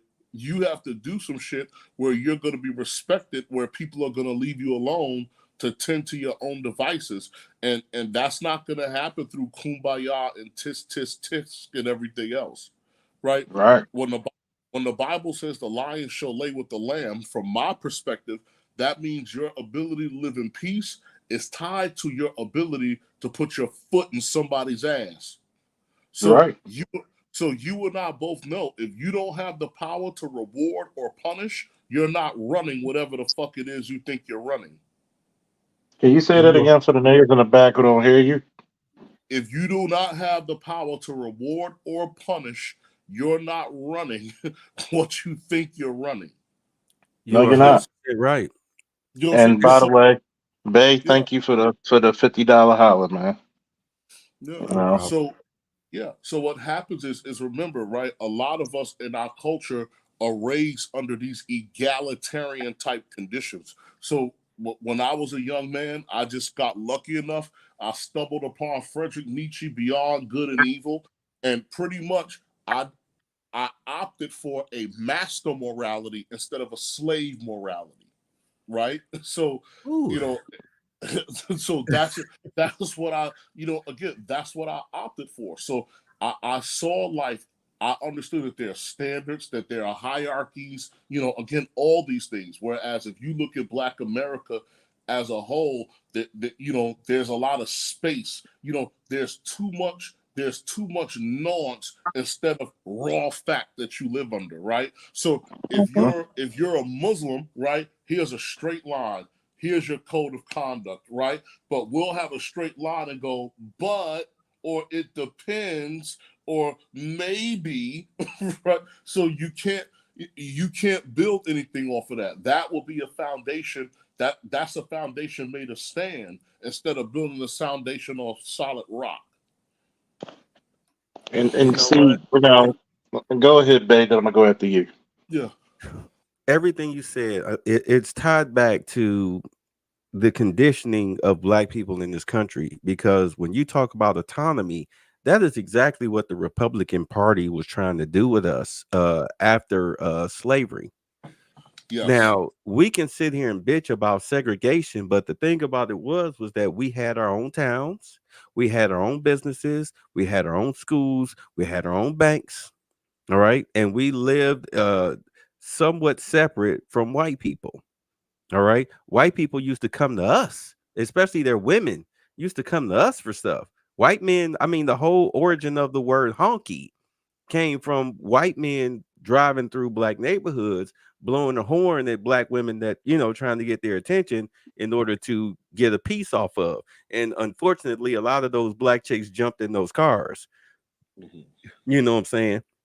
But at any rate, we, thanks to the welfare and feminism given to us by the Democratic Party, the party of slavery, all right, when you talk about we rather have love than respect, black women want the love of white society, and black men wanted the love of their black mothers.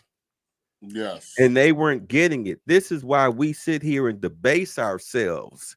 This is why you sit here and you get black men who aren't even getting paid will sit here and pull a Van Jones and whatnot, Plies and everything. These guys on TikTok, you can clearly tell that they were born and raised under the flag of social benefits. All right.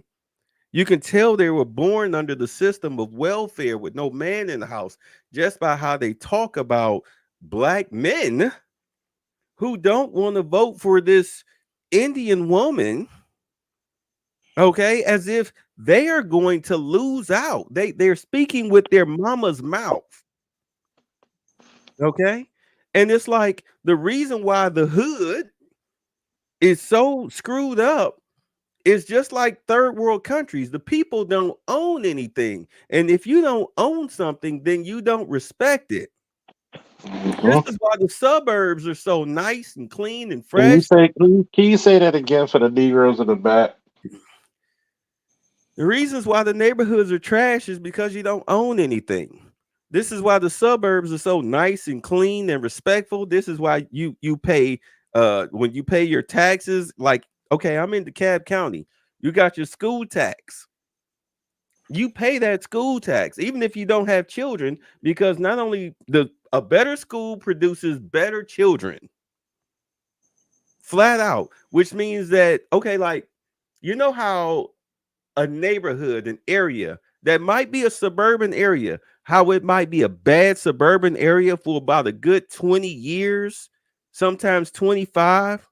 It's because of the badass kids that are raised in that area. So you have to pretty much, what happens is you have to wait for that generational shift to where those kids become adults and they either wind up dead, in jail, or moved away.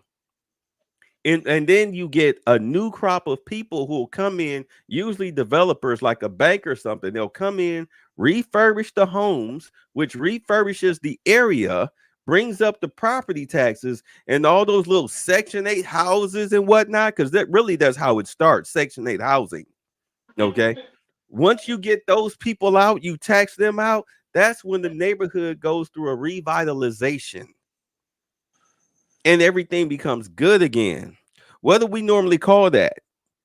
If you're in a poor black area and suddenly they build a library and a Starbucks pops up and they redo the sidewalks, what do we call that? I'm asking the question, fellas. What, gentrification? Yeah. Yes, we call that gentrification. We call it gentrification because you're sitting on prime real estate, and because you're renting the house, you don't give a flip if the gate gets tore up, if the grass don't get cut, if the garage door is off its tracks, you got cars all piled up in the yard. You know what I'm saying? Yeah. Are you hearing trash? You got mattresses out, like in the vacant lots, or there's a vacant house, and people you got homeless people sleeping there. Prime example, Umar's Bando building. How many times he done did when he go up there? How many videos he done put up there where there's trash all around the building, there's people sleeping on the steps, he's picking up trash, the grass isn't cut. You hear what I'm saying? Yeah. Ownership. If you own it, you care about it, unless you are a shitty owner. The woman across the street, she ain't been home in 3 months, but her boyfriend, he out there raking up he showroom pretty, the front yard. He up on the roof getting the leaves off and everything, cleaning gutters. Do you understand? And that's her house. That's ownership. We as black people, we make on average, the national average for the black income in the United States is $45,000. You can Google it and look it up. It is the very bottom of the economic ladder in this country. So what you have to understand, right? So for African Americans, somehow the culture was steered away. So let's what I find interesting about African Americans is you fought to be a part of every institution in the United States. You fought to be a part of every institution in the United States. Because for me, I'm a long time Republican, but I will tell anybody to vote your interests, right? I'm not a political zealot. But the question that I would have for Black America is, you fought for everything else. How come you did not fight for conservatism? Because the woman didn't want it. You know what I'm saying? How come you did not fight for conservatism? So at the end of the day, so I mean, if you look at like the civil rights movement, right? You got all these Baptist preachers, Muslim preachers, right? These people will typically be conservative, right? So, okay, so you fought to even die in the army. Now, all of a sudden, you have 3 white evangelical Christians that you think don't like you. And now all of a sudden, you're aligning yourself with ideas and philosophies that would have your great grandparents face down in the grave. Your woman didn't want it, bro. That they would. Again, I hear your answer, right? But like I said, I'm just getting the point off, right? Because, so for example, when you look at things, so when you look at concepts and principles, right? So at the end of the day, if institutional racism is really a problem, I would want smaller government. If institutional racism is really a problem, I would want the right to bear arms. So when you look at things like the power of the individual, smaller government, the right to bear arms, I know what's best for my family, or to be able to control in microeconomics what you call the factors of production, which are land, labor, capital, entrepreneurship, and in the old model, family was in the middle of it, right? So now back to what we were talking about. So you're talking about fundamental things of freedom and autonomy. And then so you have that, but at the end of the day, hey, I think 3 white people don't like me, so fuck it. And at the end of the day, freedom and acceptance have fuck all to do with each other. And so, look, I'm not begging somebody to like me or to love me, fam. It's your right. For me, I believe it's your right to decide who you want to live with, what neighborhood you want to be in, where and who you want your kids to go to school with. I believe that's people's rights, right? So I'm not I'm not looking to force myself on anyone else, and I'm not looking for anyone else to force themselves, like I said, to in turn force themselves on me, right? And so again, people with similar value systems or outlooks in life should have the ability to congregate with one another, form fraternity and communities, but as long as you're not infringing on the rights uh, of other people, right? Just simply in a sense, live and let live. But I just, I just wish, I just wish that conservatism would have been something that we would have stood up and that we would have fought for instead of this whole concept. Because like in this space, when people would get into political discussions, because I don't really get into it anymore, but one of the things, and I'm not, and like I said, I'm not telling you to vote red until you're dead, but what I am saying, or what I found odd about African Americans, when people were voting Democrat, the majority of the people that were voting Democrat, they were doing it because hashtag fuck white people. Because what other reasons? So because remember, politics is about your business interests, right? And Mhm. so at the end of the day, it is a hard sell. My father was a train conductor for New York City Transit for 20 years. And it is a hard sell for me to believe that my father and Roland Martin have the same interests. Well, I just want to get Roland probably has an interest in your father, but what I digress. I just But want What's to yeah, I up, just want fellas? to Go ahead. I'm sorry, I didn't mean to cut you yeah. off. Go Oh, ahead. I just want to get this off real quick. Uh, Admiral Smoke, it's an honor to be on the same panel as you. I oh seen you man, over with G. I seen you over with GG, and I seen you in different spaces, man. oh man, thanks, bro. Man, same here, man. Same here, man. We're all just sharing thoughts and perspectives, man. Same here. Because at one point I didn't agree with you, but then I listened to you more, and I was like, yeah, I see where you're coming from now. And I actually apologize for my original position when I No, disagreed with you. why is that? Positions evolve, man, and change. Because again, this is dialogue, right? And so, and that's one of the things in the space, right? Because one of the things in the space that I've always wanted, man, was without brotherhood, man, none of this works. That's one of the reasons why it's difficult to even form a philosophy, man, because you're not my enemy because you think different than me. When I first came to the space, I told people, well, most people, because I used to be an officer in the U.S. Army, well, most people think of the Army, they simply think of infantry. But what happens is that your combat fighters are the minority of any fighting force. It is mostly loaded with logisticians and administrators. So when I got in my tank to squeeze that trigger, there were 60 other people that made my job possible for me to sit in the tank and squeeze the trigger.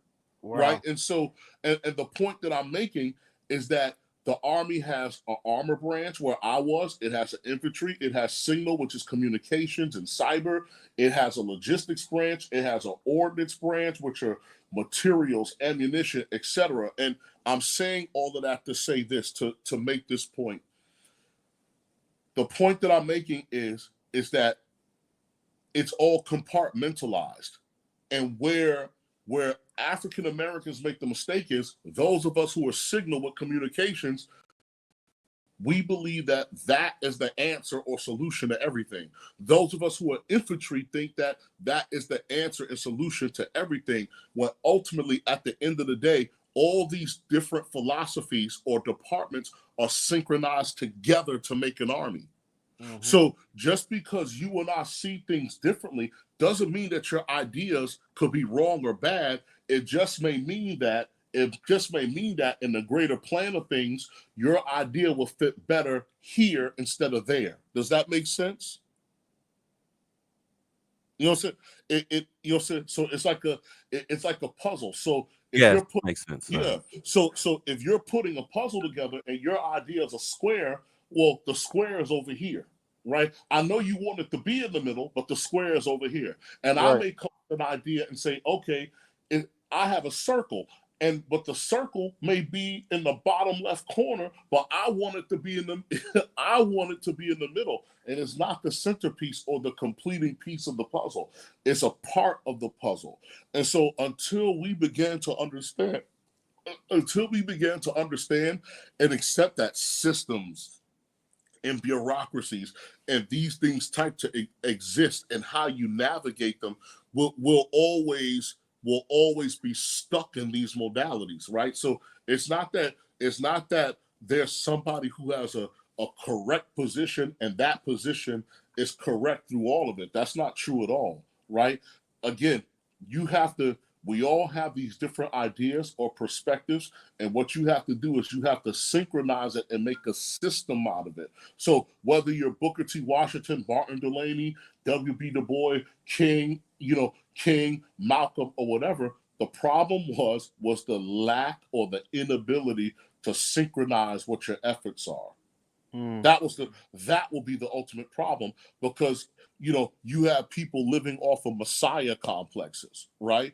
And so you have to let go of that messiah paradigm, and you have to start thinking in regards to people and systems. A lot of times, because of that messiah complex, we forget that faith without works is what? Dead. And that's the point about it. Like, share, subscribe. Motherfucking media. AB, I owe you a phone call, fam. Oh, yeah, by the way, like, share, subscribe. AB media tax in effect, because he's going to have the Coliseum later. It brings visibility tax in effect. Angry Black Man, Ray Hama, and definitely Captain Jack, aka Sandog, tax in effect. Yeah, it's good to see you, Sandal. I was going to ask you, what are your thoughts on Tulsi Gabbard switching parties? It's crazy that you say that, man, because again, we're in a very weird space, right? Yeah. Because it's the modern Democratic Party is nothing. I don't think that anybody knows what it is. It's if you are, let's say, your typical 1980s pro-labor Democrat and all of that stuff and everything else, That party gone. That's not the same party. I don't think you fit into what this version of the Democratic Party is. And so I think I believe for people in the Democratic Party has hurt itself, and the reason why the Democratic Party has hurt itself is because no one knows what it is. So, and what do I mean by that? In 2016, people said we want Bernie Sanders, and they said fuck you. Here's Hillary Clinton. Twice. Then people came back again. They said fuck you. Here's Joe Biden. And then now you didn't even bother to have a primary, right? You knew that Joe Biden and they still said fuck you, and here's Kamala Harris. Exactly. So at the end of the day, Shapiro or Newsom or whatever, or whoever else is out there, right? You have no clear idea, what the party is, what direction, because it seems like at least for me, from the outside looking in, that the donors are deciding whatever direction that the party is going into, and not the people. Yeah. So what happened? Oh, I was gonna say, like, Sandog, like what you just said, like that's kind of the impression that I got, because you were saying that like she doesn't like the direction that the Democratic Party is going in, and because that's what I've been hearing about Trump, is that he's not going with the globalist agenda, right? So that kind of makes sense that she would switch parties, just even loosely based off of that, if not whatever else was a reason to do that.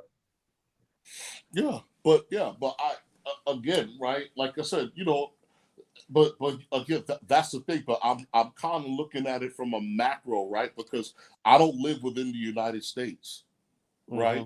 So again, my perspective on things will be, again, it'll be more geopolitical in nature. And like to your point, there is a world order. Now, the thing about it, and so the thing about it is that what, like you said, Trump is somebody that's not necessarily in lockstep with the current world order, and that makes a lot of people scared because no one knows what the other side of that looks like.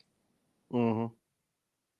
Right, so nobody knows what the other side of these types of changes is going to look like. So again, there are, there are a lot of, there are a lot of unknowns. Like I said, when it comes to Trump, and so again, there are things that, that he's into that I find positive, and there are things that he's into that I'm like, okay, I'm not sure.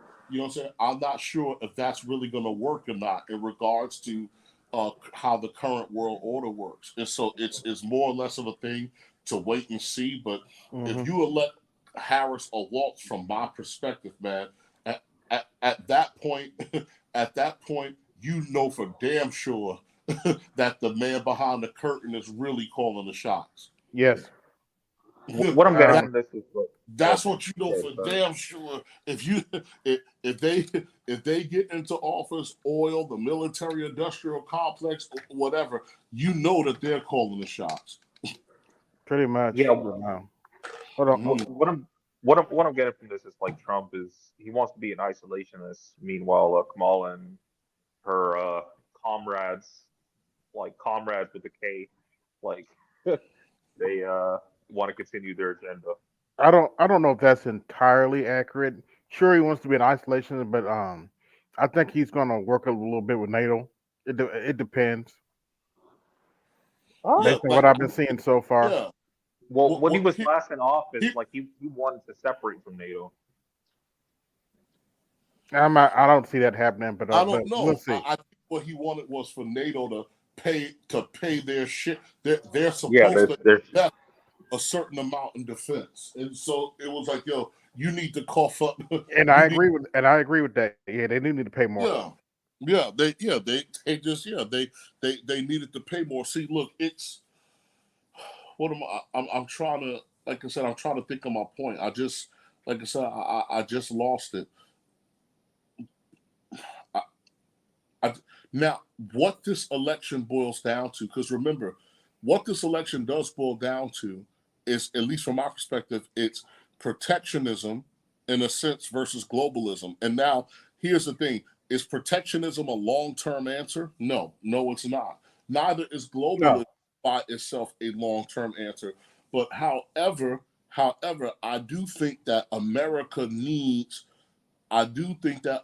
does need a certain amount of time to get its house back in order to go and re-engage the world in which is the way that's done in the past. Right. So let's say, for example, like even when you look at immigration, right? If you have waves and waves and waves and waves and waves of immigration, you're going to fundamentally change what the country is. Mm-hmm. Right. So, you would need, so for example, from my perspective, okay, here is a wave of immigrants. And before we do that again, maybe 20 or 30 years would have passed.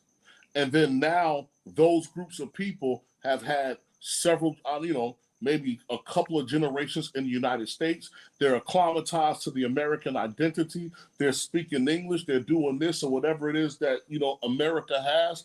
And then there will be, over time, another wave of people, and then the door will shut again. And then those people will get the opportunity to acclimatize to the United States. Right. And so, again, it will also be the same thing in regards to.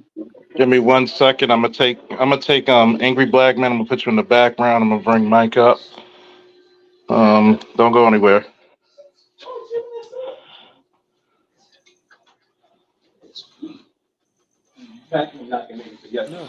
Go ahead.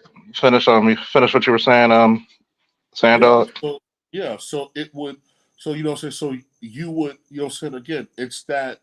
It's the maintenance, right? So again, when you're talking about protectionism versus globalism, you have to be, like I said, you have to be very careful with that, man. That's You know, that's a seesaw that you don't want to, you don't want you don't want any side of it in a sense to kind of like outweigh the other, right? So in American history, there was a time where American businesses were protected, and then once they became strong enough, they went out and they competed with the rest of the world. And so, at least from my perspective, that's what I'm seeing.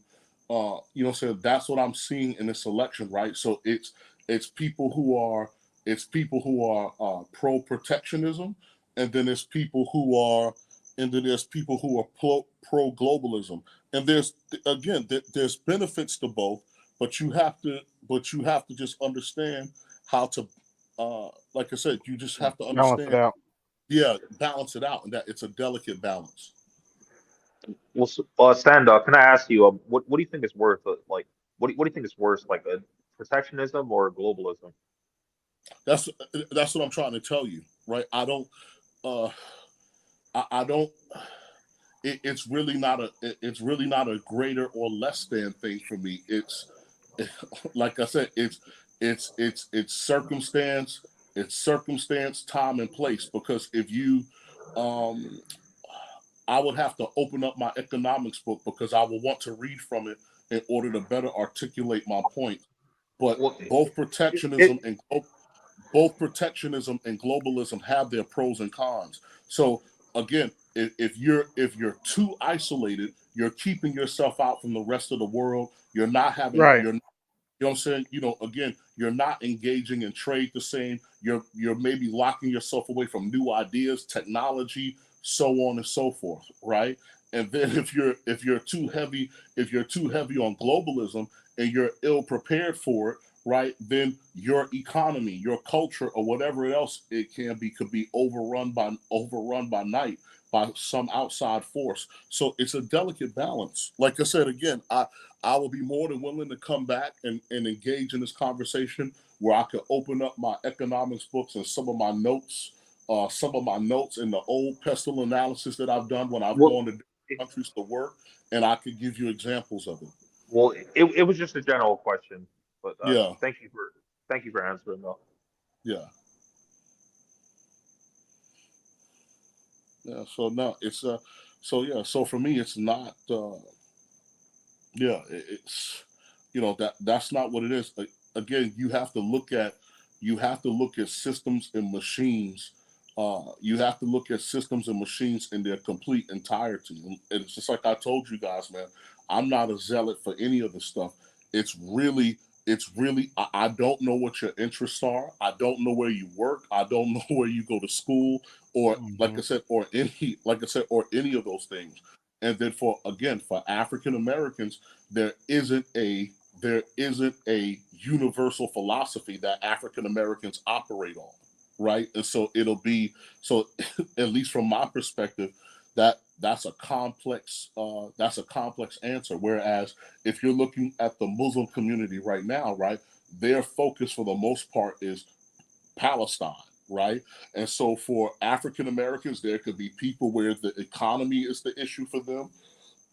There could be a thing where there could be or whatever, whatever it is, because I'm not on the ground with you, right? And so whatever it is that different people are looking at least from what I see, at least from what I see on the news, it all seems kind of very fragmented, right? But again, with the economy for most people being the number one issue, but it looks for those of us who are outside, like I said, it looks like it's cut up into a bunch of different pieces in regards to what American interests are. Especially now, if you wanted to dial it down to an individual community like the Black community or what you would call the Black community, it's all of it looks very convoluted. Mhm. Stand up. Like later on, like I would like to get your take on what's going on with Israel, because Yeah, yeah, yeah. I heard it's gonna become like a, I can't remember what they called it, whether it was like a regional or like a continental thing, but yeah, apparently it's gonna be a lot bigger than It's what's pretty being much a portrayed in the clusterfuck news. right now. Yeah, Yeah. yeah. Well, it's a clusterfuck, and for the most part, man, a lot of powers here they want to contain it. right? Mm-hmm. They don't want that. They don't want that to spread. Obviously, again throughout the region. But we can definitely talk about it later. Yeah, in my Yeah, opinion, they need to let somebody fall on his sword, but I'll leave that alone. Yeah, yeah, we're not going to talk about that or whoever that somebody is. yeah, correct. Yeah, Apparently, Saudi Arabia, I think it was doing like military drills with like Iran or something like that. yeah. And ladies and gentlemen, we have Mike V in the building. What's up, Mike? Hey, peace to the panel, peace to the chat. Thanks for having me on, Charles. Good, Mike. I'm chilling, man. Yeah, in regards to Palestine, that kind of started with the whole moving of the embassy under the Trump administration, and so the purpose of those accords was that you would recognize one Israel as a single entity state, so there's no two-state solution, and two is to bring um, Arab states to recognize Israel as the uh, sole entity of the state itself and have good relations. In return, that they would have access to um, military technologies in the end. Nobody wants to fly an F-35 if there's a dead man switch in there put in there by Tel Aviv. So that didn't pan out. That's why you don't see the rest of the Arab states with F-35s. And the same thing goes for Turkey as well. Turkey um, couldn't get the surface to air missile systems from the United States for that very reason. So Israel has kept these other neighbors within the region technology poor. They can't defend themselves or be considered equal in parity when it comes to military hardware and technology. And so um, that came out of that last administration. And so the idea that this is going to be a regional conflict, it was already a regional conflict, and it's been that way probably since the Reagan era. So once you go back and look at not the Oslo Accords, the Camp David Accords, that was supposed to be the peace agreement that was brokered between uh, Egypt, Syria, and as well as put an entity inside Palestine to manage the whole entire Palestinian authority, which is how you ended up with Hamas in the end. Yeah, but when we were talking about regional conflict, we're talking about in the context of it of a physical or a hot war conflict that was Mm-hmm. spread across the region as a part of it. So we understand the Cold War or the diplomatic, like I said, the diplomatic aspect of it. But God forbid, something physically happening in the GCC or in the GCC, where I am or Mhm. where I am or other parts. So that's the concern of it, or that's the desire of the government here, is to contain the physical aspects out of it. Because I remember during COVID, most of the, if I can remember correctly, most of the nations in the GCC were in line with the Abrahamic Accords, and then I think Saudi at that particular time was still on the fence. Was for the most part still on the fence about it. Like I said, during that time in COVID. So that's what we meant. Again, it's a regional, obviously it's a regional thing, but in the GCC, whatever's happening in Lebanon and all those and everything else surrounding the conflict, we're not interested in engaging in it. Not in that way. Oh, you're saying from a U.S. standpoint? Yeah. Yeah. No, I'm complete agreement with you. Complete agreement with you. Yeah. Yeah. So that's said, again, man, it's very tough because like I said, again, I understand, and like I said, for me, that's what this election is. At least for me, hyperbole and everything aside, it's again, it's a matter of protectionism and like I said, and globalism, and it's a very delicate balance. It's a very Mm-hmm. delicate balance, and I think that you're going to need you're going to need somebody who is intelligent and savvy enough to navigate it all.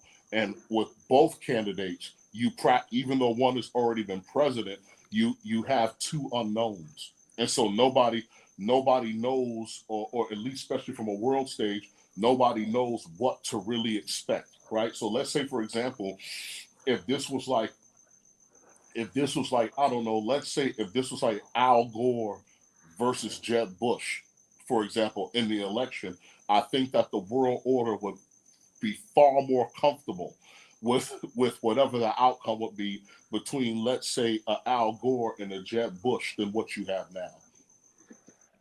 What's the worst case scenario though? Because as it stands right now, um, both both um, both campaigns are basically keeping the status quo. Yeah. So it's not really an unknown there. She's pretty much on board with keeping keeping the ship going the same exact way, and so is the other guy. So I'm not sure if there's that many unknowns here. There's not really many ways you can change that trajectory, anyways. Well, Mike, like what you just said, kind of like led into the question I wanted to ask you. Is like, both of these parties, like, they both support the Zionist agenda, but do you think Trump has a chance of slowing it down, or do you think that it's not going to make a difference? No, Trump has no interest in slowing anything down. He's in charge of the Abraham Accords. He's the father of that. Yeah. Yeah. Yeah. And he, on the 70th anniversary of Israel, he declared that Jerusalem is the capital of Israel. Yeah, Yeah. Trump has every He declared that Jerusalem was the capital. Yeah, Trump has every bit of interest in putting Trump Towers and Trump beachfront property right there in Gaza. That was the only intention of it. Yeah, because my understanding is like both sides support the Zionist agenda, so it's like you can't look at either one of them. One of them is better.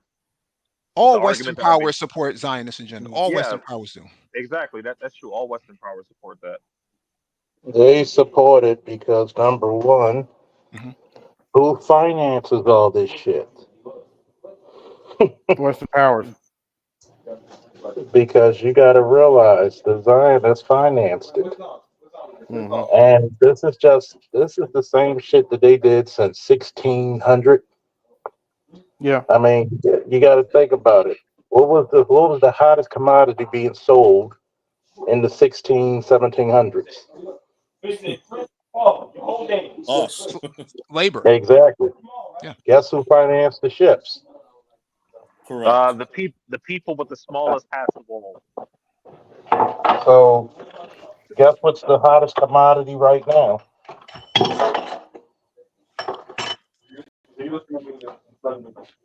I think you A dropped your globe. 308 shows, Charles. Oh no, those are 300 blackout. But now I'm in the kitchen. But All right. no, the hottest commodities right now is one, space tech, because that's the next frontier, correct? And Yeah. also global economy. Hmm. That's why you get those bricks like Gucci Man talks about. Yeah. Whoever can, because now they're planning for the next 50 to 100 years. What do Yeah, I you, don't. if you I got, don't. Mhm. Georgia, Oh no, I was just gonna say that I don't think that what we see right now is going to be there 50 to 100 years from now. I think that's going to be radically different. no, it's gonna be radically Yeah. different, but they're trying to make the moves now because it's Well, either because right now it's about the influence in the future. What I'm so saying what I'm saying here is Israel, at least from a Jewish standpoint, one, they have a brain drain going on right now, and number two, they don't reproduce enough children. This is a big problem for them, and Arabs outnumber them almost 7 to 1. That's a big problem. Oh yeah, well that's white people around the planet now. 50% of European males are sterile, so so that's a global thing. I have a question for this is for Charles, Mike B, and the rest of the panel. Um, Recently, like after like the BRIC summit, Putin got interviewed and he was asked like what would he do if Trump gets in office, and he was like, if Trump gets elected, he's willing to work with him if he reaches out to him. What do you think about that? Like, do you think that he would be the better candidate to like work with him versus Kamala, or Ooh, let me go first. Can I go first? I'm scared Go go ahead. first. Go ahead, Beck. All right. So, as we all know, Putin and Trump have a relationship before and during, and of course, after his presidency. As we all know, this whole war between Ukraine and Russia is funded by the United States. It's a proxy war. Yep. The thing Pretty about much. it is that Ukraine, their president Zelensky, who's a moron, doesn't seem to understand that what Russia is trying to do is trying to get them fair compensation for their wheat. That's the whole purpose of BRICS, is getting these countries fair compensation for their natural resources. So that way, because what that does is not only does it do away with famine and pestilence and wars, okay, but it's for the betterment of the people of those nations. What China was doing was wrong. When they was going into Africa and exchanging help me out here, for the natural resources, they were building Uh, up the infrastructure for the natural resources, but they yeah, weren't development. necessarily Definitely teaching development. the people how to maintain the infrastructure. They were charging the people of Africa to maintain the infrastructure. Instead, what Russia is doing is, hey, look, not only will we give you fair compensation, but give us your best and brightest. We'll bring them to our schools. We'll teach them, we'll educate them, and then we'll send them back. Remember, Putin has said that Africa is a graveyard for Africans because That is those who true. can, they take their money, they go to United States and other European countries, they make their wealth, and then they come back and they die, but they don't do anything to benefit their people. They only do it to benefit themselves. So what he was doing was trying to help Ukraine get fair exchange for their wheat. The United States, of course, who was shortchanging the shit out of Ukraine for their wheat, got Zelensky thinking that what Russia doing is so evil and now you have this conflict where Russians and Ukrainians are dying to the point where North Korea sent them 250 soldiers. Uh, Like well, like Biden. I heard the soldiers that were sent to Russia were they were like fuck, I can't remember, like it's basically they were like pretty much trying to rebuild the infrastructure. Sure, Like they weren't actually like soldiers actual were soldiers. sent to build infrastructures. Okay, I No, mean, I they hear have you hear. military agreements in order to sustain Russia's manufacturing process, as well as some of the munitions depots and things like that that need to be maintained. And so those are some of the agreements that Russia made with North Korea. That's how they formed the Hmm. pact a few months ago. So that's what he's referring to. No, But I get they're it. not I'm they're just not they're not on the front line. They're in the eastern part of the country. So Oh I'm not no, sure. I get it, but we know what the real deal is. You're Let's not going not to send 250 soldiers to the front line. What would they be doing? two. I'm sorry, Yeah. 250,000. Excuse And me. and the Let's argument that I was let's hearing is that let's like the not Russians play. would be Hold on, wait, we getting off track. Let's not play games with that whole situation. We know what that's really about. But the whole thing is that if Trump gets into the White House, like he said, he'll have it done in a day.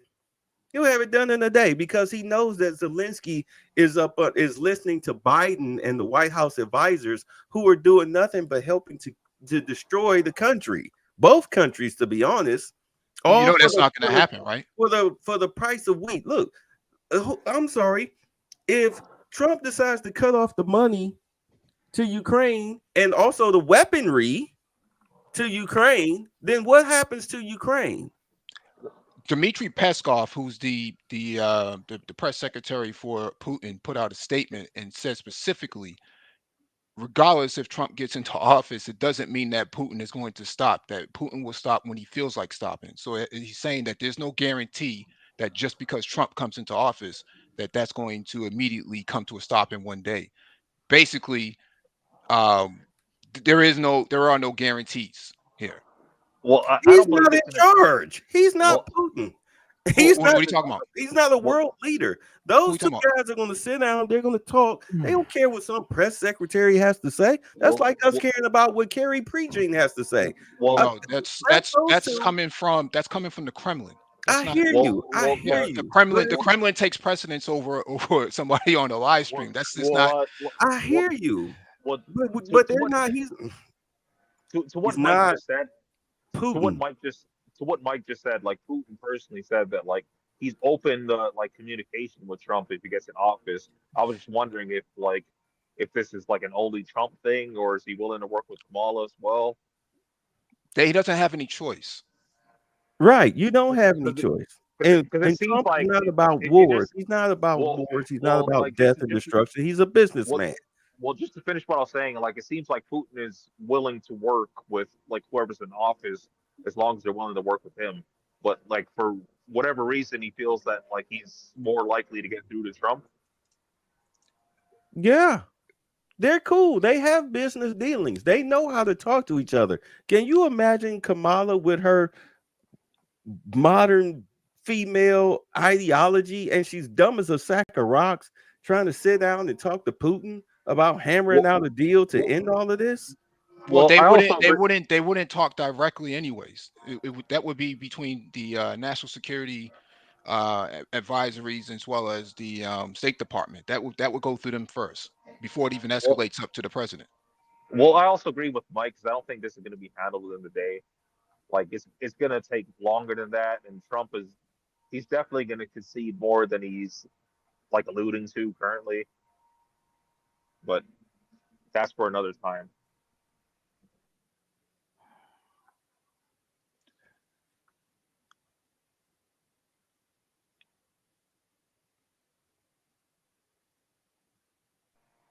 Awkward It's quiet. silence unless I'm lagging here. No, it's quiet. Well, you got to think about it. It's gonna be it's gonna take some work because right now this is almost like the Hillary Clinton shit. What did Putin say when Hillary got in office? If she gets in office, it's gonna be war. Yeah. He said that. He said that 4 years ago. I don't think he'll get it done in a day, but it will get done. The whole purpose of having smarter heads prevail is to eliminate death and destruction in war. All right. You can easily call for a ceasefire. Like, yo, let's have a ceasefire until we get this hammered out. Can we at least do that? Can we at least stop killing each other? Let's sit down, let's negotiate and get this stuff hammered out. That is not a hard thing to do if you have two sides that you've got one side that's being egged on by the other, and the other side rather not take these steps that's being taken. So a ceasefire is can be done. Now that whole situation concerning Israel, that Middle Eastern conflict right there, that's going to be the hardest thing to deal with because these teams, Iran and Israel, are exchanging missiles and whatnot. Not to mention who was the other?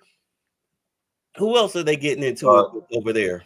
Lebanon. Lebanon. Yeah, Lebanon, Iran. I mean Israel is begging to get nuked. They're begging for Well, it. I actually just seen this today. Like I'm not like I haven't confirmed it, but apparently Israel like launched an attack against Iran. Yeah. Yeah, they hit a couple of military targets. That was like the biggest mistake you could have ever done.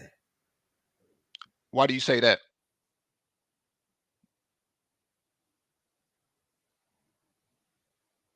Sorry, because Iran, they're not pussies. They're not scared. They're not scared of nobody. Well, every time Iran went for years, every time Iran woke up with a wild hair itching its ass, Israel went on all types of alerts. And now you're sitting up here. Now you're going to call yourselves exchanging missiles with them. They've already tested your dome, your Iron Dome. Your Iron Dome is being exhausted right now. You can only protect so much before what do they got? The hypersonic missiles. Before those things start actually landing and killing your civilians.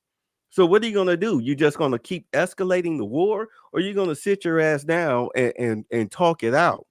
You What are know you that gonna they do? just put the THAAD missiles system in there, right? So does this mean you stop shooting them? Well, just to Well, if add you to your don't want argument, if you don't want World War III to start, you better pray cooler heads prevail. Right. No, Now, that's- hold on, wait a minute. Let me finish.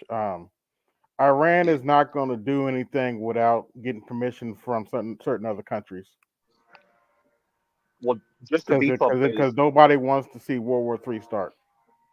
just to beef up Bay's argument, like apparently Russia like actually gave Iran some like missile defense systems, etc. Like after their attack against Israel. So it's kind of a sign that like if this goes any further, then it's gonna get deeper.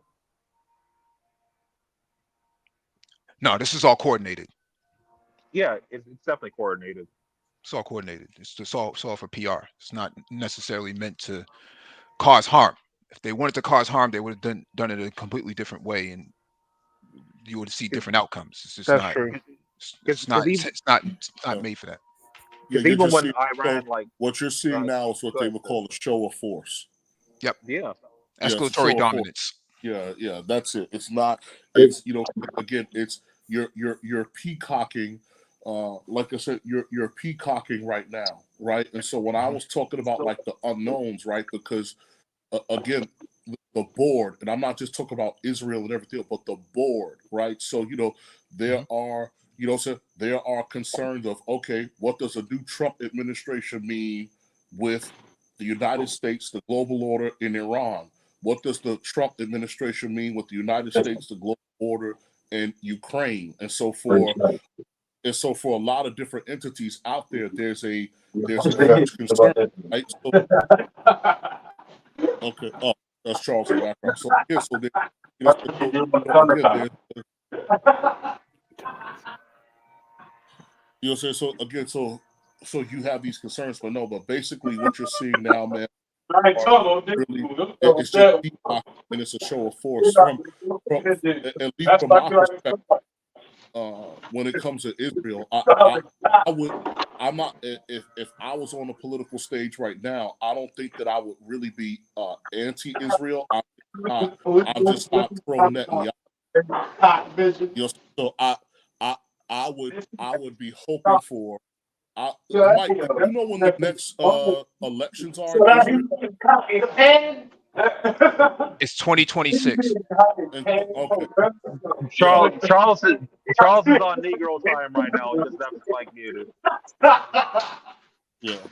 So so at least, like I said, at least for me, if I was president or if I was on the stage right now, I would be, I will be looking to the best of my ability to temper things down, and then to work with the new Israel after that, after the elections, hoping that Netanyahu doesn't get elected again, right? Because I don't think.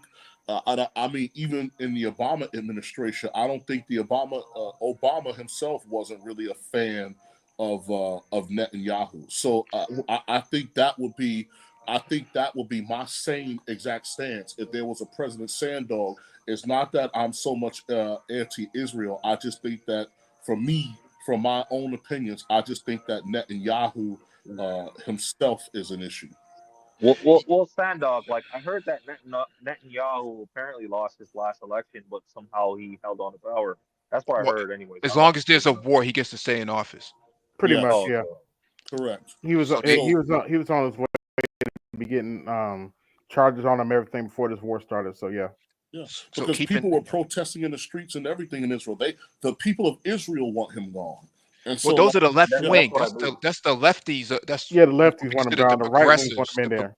The progressives want him in, but the Likud party wants to keep him in. But they need to keep him in because they will go down too if he leaves. Yeah. And that's what they're trying to avoid. And so the elections are up in 2026, and so he only has about a year and a half left. So Yeah, I don't think he survives past 2026. Sometimes planes go up, sometimes they don't go down the same way they came up. Yeah, So that's true. Yeah, again, right? It's a toss up, but like I said, for me, like I said, I think I would have, like I said, I would have a lot of pressure on that administration, and also again the same thing with the Palestinians. It'd be like, okay, hey, let's work, let's come up with something, and then in 2026 for the interim, and then in 2026 we can move forward. Hopefully. Well, I well, What you gonna say, Mike? good. oh Sorry, Mike. no, I think that's a lot of time between, I know. Yeah, it is a that's lot. a That's a long lot of time. time. Let's say Trump gets in January, he may, Netanyahu may stay past 2026. But let's say if Harris was to get in January, that may mean something else. I mean, the outcome could be completely different. Keep in mind she's a prosecutor by trade, and so she's probably looking at this a little bit different, primarily because that can determine whether or not she gets support in 2028, and she doesn't want to have to go through that same fight twice. You can make Yeah. it through the first time, but you can't make it through the second time, and so that will be uh, her lens and how she looks at, how do I deal with this guy? How do I contain him? But again, sometimes a plane goes up, sometimes it doesn't always land the same way it's supposed to. So Yeah. you come over the Atlantic, and sometimes planes go down. So these sort of things have to be measured a little bit with a little bit more nuance. But to your Yeah. point, Sandog, you're right that Obama was not a fan of him at all. In fact, Hollande, the French president, said the same thing, right, on a hot mic, was that I can't stand this guy. He says, you can't stand him. Imagine how I feel, have to talk to this guy every day. I don't like this guy. And so it was clear that Obama back his opposition, Netanyahu's opposition, which is considered to be the leftist party in Israel, against the Likud. Yeah. And so they put a lot of money behind that in order to try to topple Netanyahu. So there is some wiggle room there in how they can finagle this. It's not outside of the realm. Well, Mike, I want to ask you a question. Like, do you think there's any validity to this? Because I've been hearing from like different sources that Netanyahu was apparently trying to he's apparently trying to start a war with Iran, trying to like bait the U.S. to get involved. Do you think there's any validity to that, or? Of course it is. But the thing Yeah. here is the US isn't going to take the bait. They're not interested in that. And No, the military won't let them take the bait. It's not going to happen. Israel doesn't have the means of sending Merkava tanks, into Tehran. It's just not going to happen. And so Yeah. a war would just be a simple air conflict. Iran doesn't have any fighter jets as it stands right now. All their fighter jets are pretty dated, and they don't have any air superiority. Israel has all the air superiority. Um, but you get into a conflict, and then what happens? The price of oil goes up $500 a barrel. The price of gas goes up. All of your goods shipping through the Uh, Straits of Hormuz and the Indian Ocean, that becomes a problem. Then you have logistics that come from China that have to pass through the Red Sea. Now that's a problem.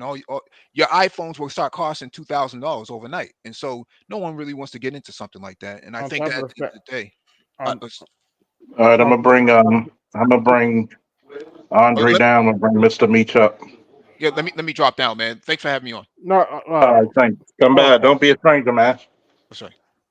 Yeah. All right. I didn't really mean to interrupt Mike, but I was going to say you also have to keep in mind Iran and has as Russia and China as their allies. So what happens when they get involved? Because they're gonna get involved. It's gonna be, it's a world war at that point. And unlike other world wars, how many of these countries got nuclear capabilities? Mm. That's what people fail to realize. And then on top of that, if you don't have nuclear capabilities, what happens when somebody gets desperate? And remember, we're gonna see acts of terrorism by so many sides that it's going to be disgusting. We forget about the dirty bombs. We forget about lacing your water with fucking fentanyl or some shit or some type of toxic metal. Taking your internet out of play. Take it, fuck. What about an EMP? How much damage would that do to your infrastructure? That would be that'd be a disaster. That'd be worse than an atomic bomb. Send you back to the fucking steam engine. Yeah, to computer geeks, that would be a nightmare. Worst scenario. Video gamers be like just dead, gone. That's the worst scenario for anybody. Yeah. Anybody, everybody who live in the 21st century. Nobody wants to go to that level, which is why it's not. Although Netanyahu might want it, I don't see a conflict with Iran happening because the U.S. military, it doesn't matter who's in office, they're not going to go for that. So it's gonna be tumultuous for anybody who's president. Do I think Kamala has the respect of the international community? Does the words fucking no? No. Especially when they're used together. Say it again. Put them together. Put exclamation points behind it. At least 5 or more. God damn it. Make it make sense. Kamala Harris doesn't have the respect of the United States. So that tells you something. You get what I mean? I mean, you have even the late shows that supported democratically. After a while, they got tired of her. It wasn't just Vance saying things like, well, I'm tired of the repetition and the laughing and the giggling and the I grew up middle class thing. There were other shows that typically lean liberal, right? And democratic that are making fun of her, making skits and shit like that. She doesn't have anyone's respect. And look, to be honest with y'all, to be truthful, low key, she don't even really have most of these black women respect. They just want her in there for optics. They don't really respect her though. How can they respect somebody? How can you say you truly respect somebody if you don't even bother to look at their policies? And you're talking about somebody who's going to be president of the United States. If you are a black woman, want her to be in there, you truly want her in there, you should be studying everything you can, reading up on everything you can, so that when somebody asks you, why are you voting for her? You can run down an entire checklist to people. And not only run down that checklist, but then provide supporting information for that checklist, supporting facts. You don't even really believe in her. You don't even think there's anything worth looking up. Because even the non-avid voter had 3, 4, 5 different reasons why policies with Barack Obama as to why they were supporting him. And they may not have known a whole lot, but they knew at least 4 or 5 things that they wanted to get Obama into the White House for. Mm-hmm. You know what I mean? This is embarrassing. Yes, it is. This is literally embarrassing. I kind of feel sorry for her, man, because I don't really think she wants it. I don't. I think she's being pressured. She really doesn't. You can tell in her mannerisms, her body posture, all that, bro. I mean, that's not self-evident. Go ahead. We have the giggliest president in the last in period ever. I don't ever remember hearing about any president that was giggly. You hear about some that had a nice smile, they were charming, they were charismatic. They'll crack a smile, but not just giggling all the time. And you know what that giggling is? Nervousness. No. Boy, it reminds me of the airhead. She's just the airhead. There are, I'm telling you, because I've dated a couple of them. In fact, my ex-wife was like that. Whenever I caught her up in something, she'd start giggling. And I used to think, oh, she's laughing at me. No, that was nervousness.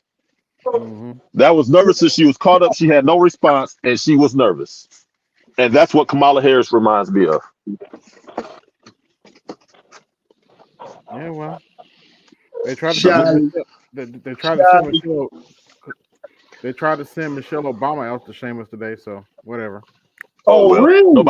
Nobody cares. But here's the thing here's why I really, let me change that back. I don't feel sorry for Kamala Harris. You know why? Because nobody forced her to run for vice president. You could have just stayed out of that. You put yourself in a position for this to happen to you. For image's sake. For image's sake. Should have just stayed doing what you were doing. Yeah, It's on you. yeah, it is. It really is, man. I mean, I you don't. gotta remember, right?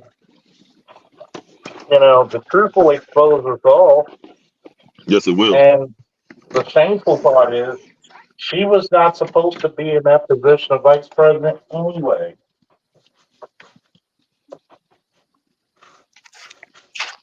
Yeah. And you know, Biden got her in there so that he could get the black vote. Period. Point blank. That's why. Well, there was a certain billionaire, because Biden didn't want her either. Yeah, it was Soros. You talking about Soros? Yeah, he pushed for that real hard because think about it. Charles is right. He wasn't keen on her in the beginning. He basically had her forced upon him through a bunch of unsolicited. Hey, come on, you got to do what's right for the party. Is that the third? All the while he was like, I got it. Let me. No, we got to help your old ass out a little bit. You know something? That's I wonder why people don't look at things cross-eyed whenever the name George Soros is mentioned. Man, remember he was tied to something else that had to do with blackness, BLM, and getting people together to support that. And how did that turn out for us?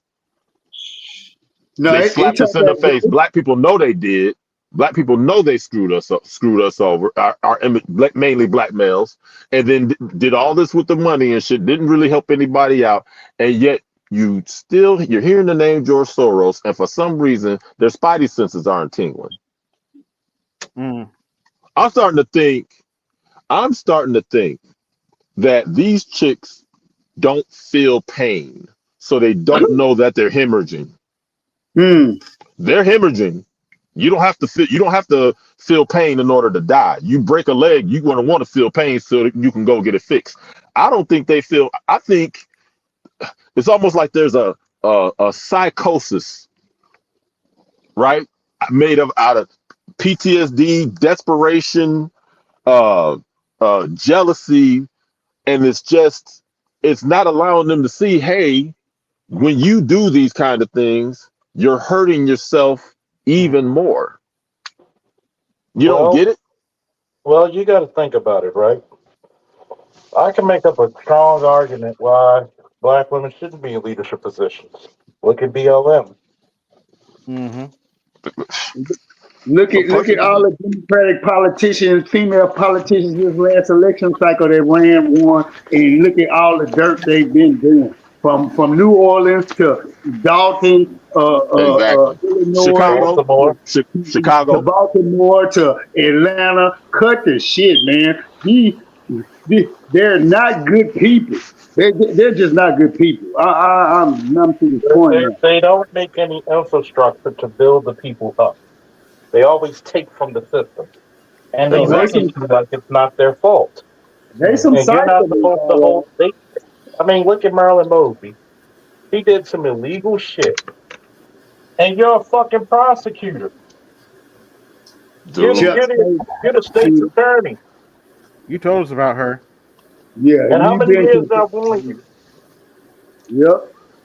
A useful shield. And it's sad because these are the women we came up with. We grew up with. They raised us. They were our sisters, cousins, all of that. Some of our friends and everything like that. So I don't want to see them sink, right? But the problem is, it's like I always make this comparison. Women are not children, but there's a dynamic between men and women, and then the same as the dynamic between a woman and a children, meaning that's supposed to be the leader and the follower. Now imagine if you had a household, even if it was a single parent household, imagine if if the woman couldn't do anything to the child. She couldn't tell the child when to go to bed, when to brush his teeth, to take a bath, to go to school, and the child ran the show. How is that going to turn out? Okay, well, that's the same dynamic as women running the show when you're talking about men and adult male and female relationships. We see where it is right now. And they don't, and the thing is that we were talking about that on Mr. Z's channel earlier today. You can always, because there's billions, 7.5 billion people on the planet, 340 million of them are here. More than half of them are women, right? Or females, which means there's 75 million, 180 million females. If half of them are of adult age, that's 90 million-ish females. You can always find 1,000 of them that can do some amazing shit that you wouldn't expect a female to be able to do. It's out of 90 million of them. You should be able to find 1,000, and they don't even need to find 1,000 for these commercials. They can find 100. We're talking about weightlifting. You're talking about track and field. You're talking about CEOs. You're talking about teachers. You're talking about being single mothers. She might have been excellent, even though she was a single mother, right? But that's 100 out of 90 million. What about the rest of them? And then they hold her up as a beacon, and other women say, yeah, she did it. Wonderful. She did it. And Janet Jackson looked young for 45 fucking years. That don't mean y'all can do this shit too. It's not the way it works. And men get that. I don't care. I tell people, look, I'm 6'2". It doesn't matter how hard I train. And I was a very athletic, right? It doesn't matter how hard I train. I was never going to be Michael Jordan in basketball or Kobe Bryant or LeBron. In fact, I wasn't even going to be top 10.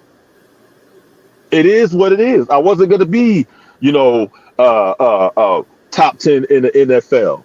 And there are phenomenal athletes that didn't make it into the NFL. You got to deal with reality. But if I didn't want to deal with reality, guess what? Me should be sitting up here 46 years old talking about, you know what? Maybe if I get some TRT and get into the fucking gym real hard, I could still possibly make it into the NFL, at least as second string. No, Meech, you can't. And you know what that allows me to do?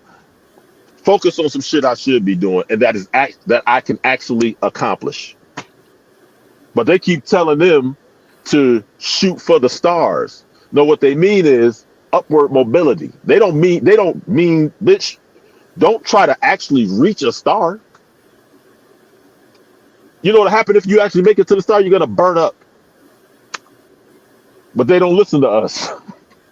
They don't listen to us. They listen to somebody they've never met that doesn't even like them, but they can dangle something shiny in front of them, and they like, I don't care if they don't like me.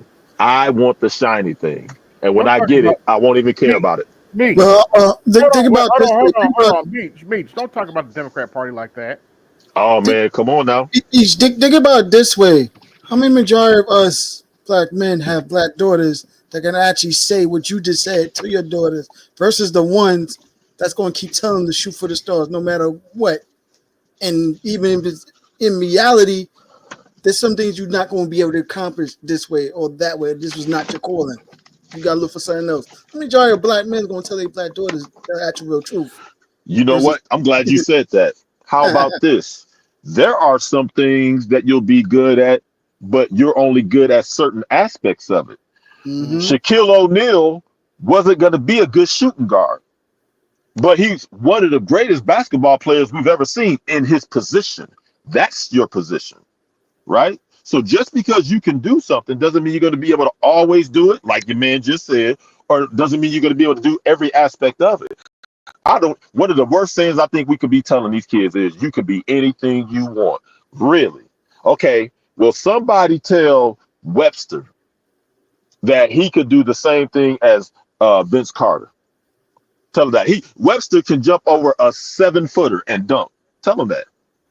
Because we don't want to dampen his spirits. No, you can do both. You can motivate him, and then you as a parent stop being fucking lazy and help your child to discover what they like and what's they're more prone to, what they're adept to accomplishing, so that when they get older, they're not still sitting up here believing that they could just do whatever.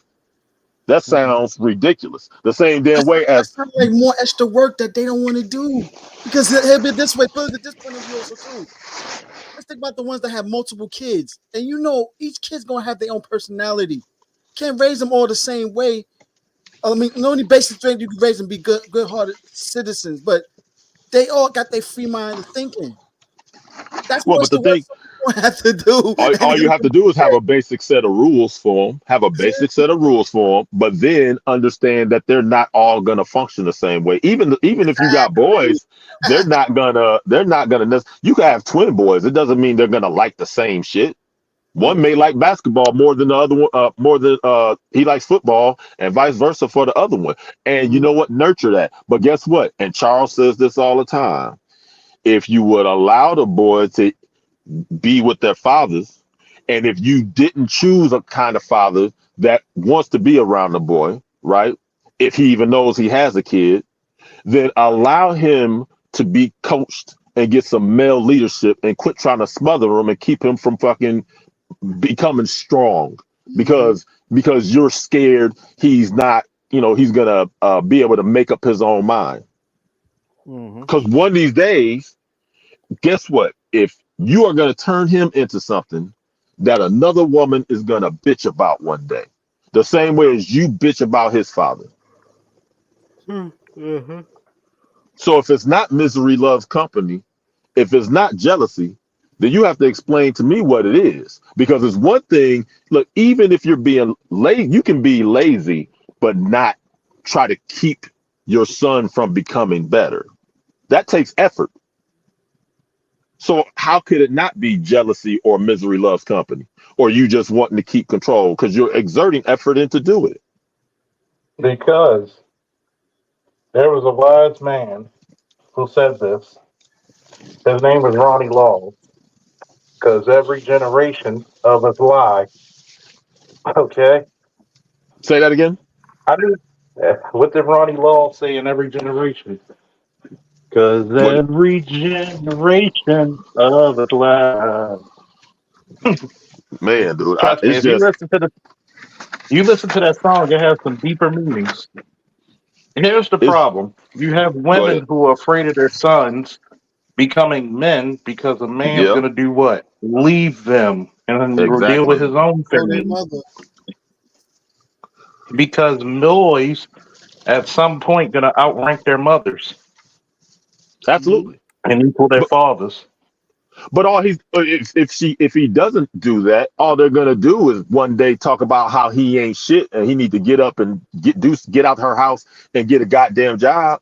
So you know Uh, what you just communicated, Charles, that mm, they are willing to waste some of his most formative years just so she can get, because Man, let's assume she's talking about the teens, right? Let's say we're talking about a boy that is 12 years old, right? When he starts somewhat coming into his own, especially through sports, between 12 and 18, right? So she's willing to, just so she can have that 6 years to feed her ego and have somebody paying her attention. She's willing to waste 6 years of his most informative years, knowing that after a while she's gonna want to kick him out. She's willing to waste that 6 years, his 6 most informative years, purely out of selfishness, and then kick and him out. shout out to Electrician 480 for the $10 hour. Appreciate you, bro. This we're dealing with. It's you can only. I would. You want to think that they're gonna turn around, and BGS says it all the time, and it's not that it's impossible. Here's the thing: is that it would need to happen so quickly, but in order to do that, I mean, black men really would have to stop allowing the bullshit that they allow, and they would have to step on the brakes hard, right? Because otherwise, I mean, shit, it's just not going to happen fast enough. Well, Because society's not going to wait for them to catch up. Generally speaking, society don't give a fuck about black people any goddamn way. That's why we're at the bottom. That's why we're the out group. No, it's always By design. when you're doing wrong. 30, man. Stop on. Yeah, man. What do you? I don't know, man. Whole lot of shit going on right now. The next 10 years are gonna be amazing. It's like this, Meech. The Democratic Party is hell bent on producing Kamala Harris. People say, why don't you say much about Trump? He had the job before. Yes. What can you say? It's like talking shit about a former world champion. He was champion before. Yeah. You can't take that away from him. He got experience that she doesn't. She doesn't even want to take the initiative. When people complain about her coming to virtual meetings late. Yep. And you know, dude, the first time around with Trump, we thought all hell was gonna break loose, right? The world and we was found out, peaceful. And we found out that he got better in his second half than he was his first half, right? Yeah. And while you may not like him, he can do the job of a president. He is he has the demeanor of a president. Even if you don't think he has he knows everything that he should know about politics, he has the demeanor of somebody who's a president. Kamala doesn't have that. And if you ain't got that right up front, if you're constantly giggling, if you're not able to answer questions, right, except for on repeat, then you've already lost the respect of the world. So right now, it's a matter of, even if they don't say it publicly, allies hoping that she doesn't get presidency because she's going to weaken all of the group, this ally, right? Going to weaken this group. And enemies hoping that she does become president, so that for that same reason, so that they could try to take advantage of a weaker allied group, because she doesn't come off like she's strong at all. I didn't like Hillary Clinton, but Hillary Clinton would have we may not have liked how she did the job, but Hillary Clinton would have known how to do that fucking job. I know she got connections. She was she's been around politics for so goddamn long, and nobody looks at Hillary as a pushover. You've never heard her called that.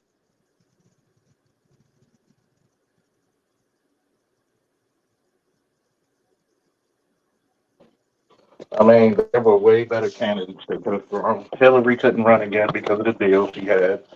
Yeah. But if you really look at it, the Democratic Party is scared shitless of fucking J.D. Vance. Oh yeah, because he's competent. He's competent, and he's smart, and he's not scared. No. You get what I mean? He speaks like someone who is not just experienced, but has the intelligence to apply that experience in a way that makes him a formidable opponent. You haven't seen him crack. You haven't seen him up there giggling. He's witty. He can respond. He's damn near a freestyler. He got rebuttals to everything you're throwing at him. You can't. And what can they really say about him in that party? A veteran. How many political candidates in any position are now veterans? It used to be the majority. Man, they ducking and dodging, man. Ducking and dodging. A bunch of people who were scared. And think about this. We got all these wars going on, but for some damn reason, we have a very small percentage of these politicians who are veterans. Yeah. Imagine that. But you're ready to send people over, though. You're ready to send money over there and keep it going. You're sending everybody else's kid but yours. Let me tell you something, man.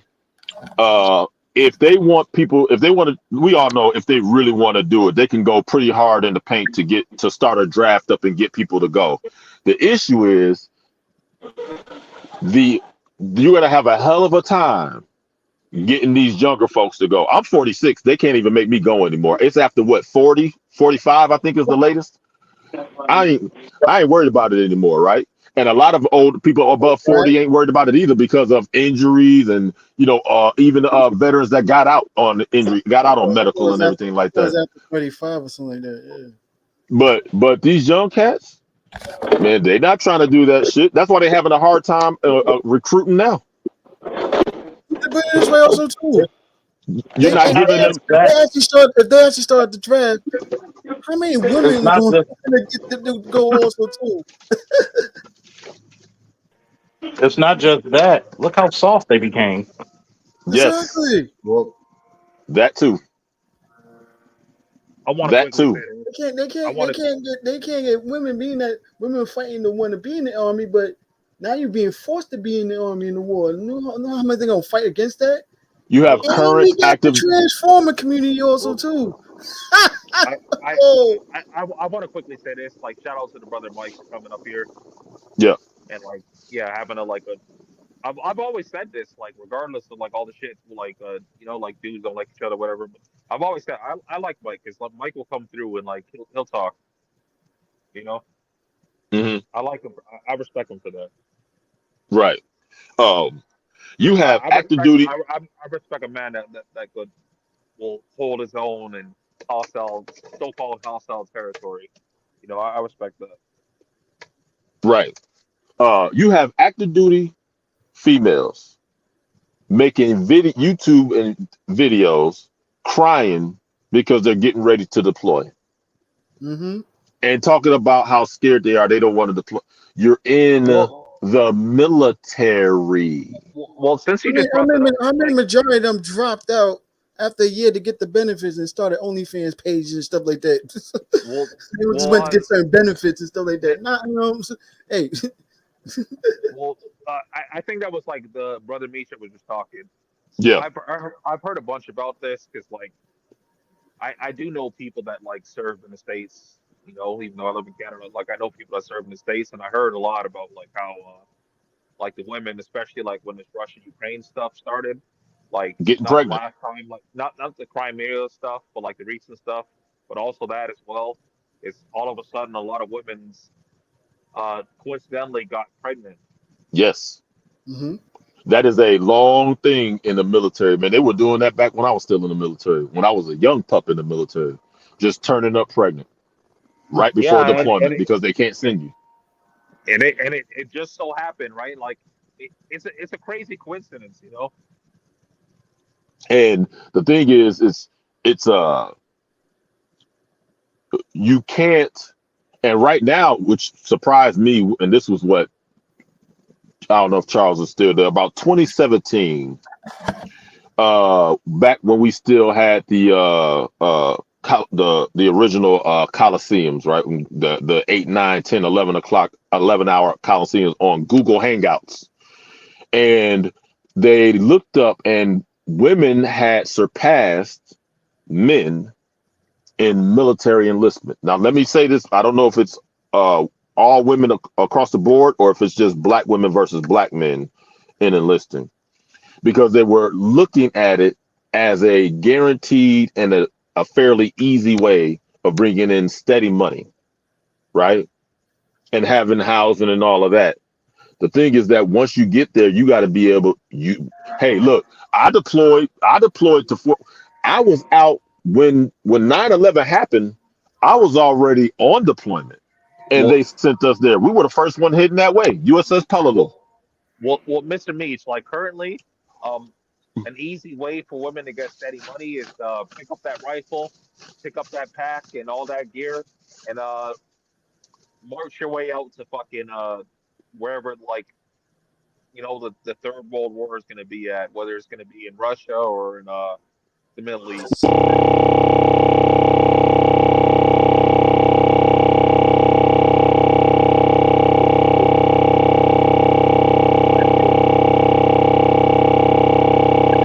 Mute your mic.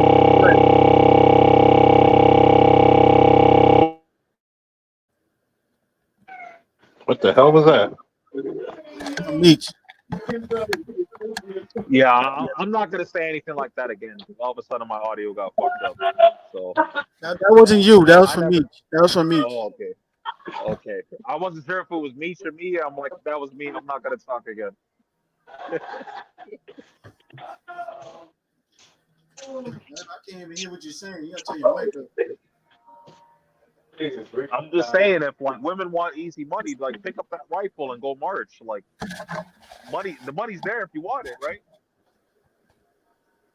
Oh hell yeah.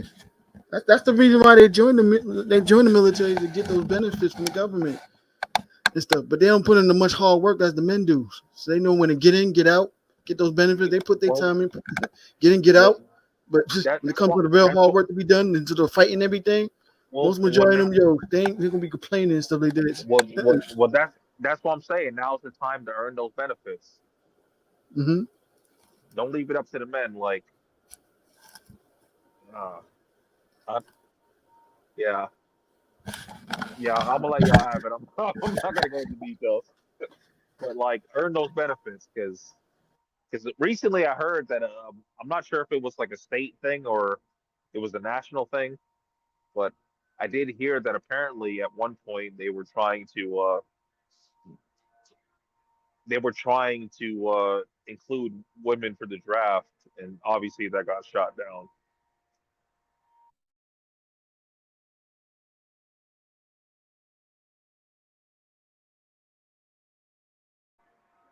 Y'all hear me or what? Yeah, we're still here. Keep talking. Yeah, I was saying, like, I heard they were apparently trying to include women for the draft, but I also heard it got shot down.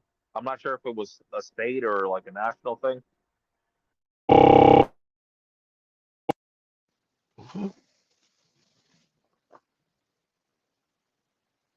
I can't hear anybody. I don't know if you're talking or. Well, yeah, I heard they were trying to include women for the draft. I'm not sure if it was a state or a national thing, but I heard they were trying to do that. But apparently it got shot down because I haven't heard shit about it since. I wonder Yeah, why. that was they proposed that what 3 years ago.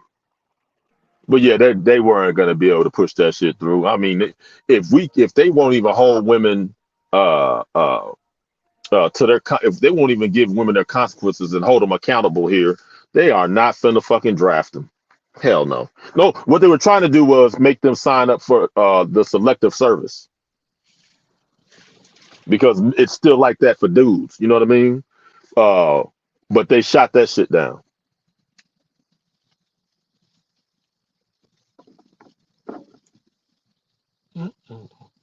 Hello?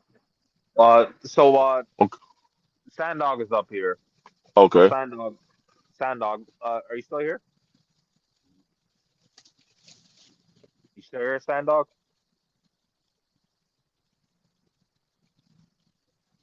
I'm not sure if he's still here, but yeah, because GG actually covered this a while back when he was talking about like he went back to like the history of feminism and he Right. was talking about how the original feminists were against feminism and the reason why they were against feminism because they didn't want to sign up for the draft. Well, I mean, it's dude, and BGS asked this once before, and I liked his answer. He said, if you really want to fix your military when it comes to as far as the females being in there, give them the same standards as the men have, and they don't. On our physical fitness, they don't have the same standard. Give them the same standard as the men have, and when which will make it more difficult for them to get promoted because they're not going to be able to keep up with us. But that's the way it should be. You should not get leniency because you are a woman. Well, In the Marines, for instance, in the Marines, we do 100 crunches. This is the males. 100 crunches, 20 pull-ups, a 3-mile run. Right? Females have to. The 100 crunches is across the board for the females and the males. 3-mile run. We all do the 3-mile run, but we have to do it in 18 minutes. They get to do it in 21 minutes, and we get the same points. Do you know how big of a difference 3 minutes is when you're running 3 miles. Big Well, damn difference. well, Mr. Meach, did you serve in the Marines? Yes, 97 to 06. Well, thank you for your service, even though I don't live in the States. But I have a cousin that actually served in the Marines as well. But he was living in Miami at the time. Yeah, and then on top of that, we have to. So it's the we have to do 20 pull-ups to get 100 points. They can just hang from the bar in a flex position. All they do have to do is hang up there for, and this is when I was in, for somewhere between 60 and 70 seconds. Do you know how big of a difference it is between hanging on the bar for 60 or 70 seconds and doing 20 pull-ups? Big difference. But the point of the matter is that it's one of the two. Either the male standard is there for a reason and everybody should have to meet that standard if they want the same chances for promotion, or the female standard is good enough of a standard and we shouldn't be pressed to perform any more than that standard. Well, everybody should have to meet the same standard, like The especially same standard. because if you're expecting these people like you're trusting them with your life, right? So they should be able to, at the bare minimum, meet the same standard. Now, if they'll make exceptions like that in the military, especially the Marines, then where will they not make exceptions like that for women? And where will they not end up in positions that they are unworthy of? Okay, so recently they've been saying that apparently the numbers are pretty low for people that are actually being accepted into the military at all because they're not meeting like the physical standards. Oh yeah, they're gonna whenever that happens. Whenever they need people and they're not joining as quickly, they drop the standards. They drop the requirements on the tests. They'll accept more. They accept before when I came in, you couldn't even have certain tattoos. You couldn't have tattoos on below. You couldn't have tattoos that would show outside of our short sleeve dress uniform. You couldn't have tattoos on your neck or anything like that. But when they get desperate, they lower their standards. Right? They accept they accept different crimes that they wouldn't accept it before. Right? And right now, if it ever gets to that point, they're gonna have a rough time trying to get people to join them. That's when the signing bonuses also get higher because out of desperation. I don't know. Is everybody else gone, or is it just It seems to be just us at this current moment. Like the rest of these okay? niggas, like they're muted up, or I don't know what Okay, they're doing. yeah, they might have something going on, but it's they, they've made it so difficult to be for straight male and female relationships. They've made it so difficult for that union to work because marriage is already, even before then, even if you go back 150 years, it's marriage. It was already a difficult thing. You're going to be getting with somebody for the rest of your life, supposedly raising children, having to deal with all the idea of being with the same person that long and making it work. But then they come Well, in and they add all these different stressors where, oh, the male doesn't even have well, rights to his kids anymore. well, And it's been going on longer than 150 years. That's why I well, mentioned no, before. I know that. I just threw out a number, right? Oh, But okay. they've made it so much more difficult because now men don't even feel like there's a reason to fight for it. There's a reason men would go off to war, right? They would feel like they were protecting their nation. And by their nation, I mean their family, right? But who do you know? What male do you know that actually has a decent relationship with his family, right? With his sibling, parents, with his wife and his children. They all have a great relationship. But if he goes to war, there's none of those protections are going to be extended to his family. Then why the fuck would he go to war? Because you need to be a good patri- you, you need to be a good patriot and fight for your country. Yeah, but that's what they tell you. But at the end of the day, motherfuckers gonna be like, well, if it doesn't benefit my family, why the fuck would I? Why would I go to war for you if it doesn't even protect my family? If it doesn't benefit my family in any way, right? Why are these? Why would guys do backbreaking work? Let's not even say the military. Why would guys do backbreaking work? What does Mr. Z call it? Overproduction, right? Why would guys bust their ass to overproduce if even if he did get with a woman, it's so easy for her to just Well, lie, cheat, put somebody else's baby on them, well, and not be forced to fucking take a pregnancy test, or not a pregnancy test, but a DNA test. And then if it is his kid, she can take the kid away from him, take the house, make him pay alimony. Why would he do that?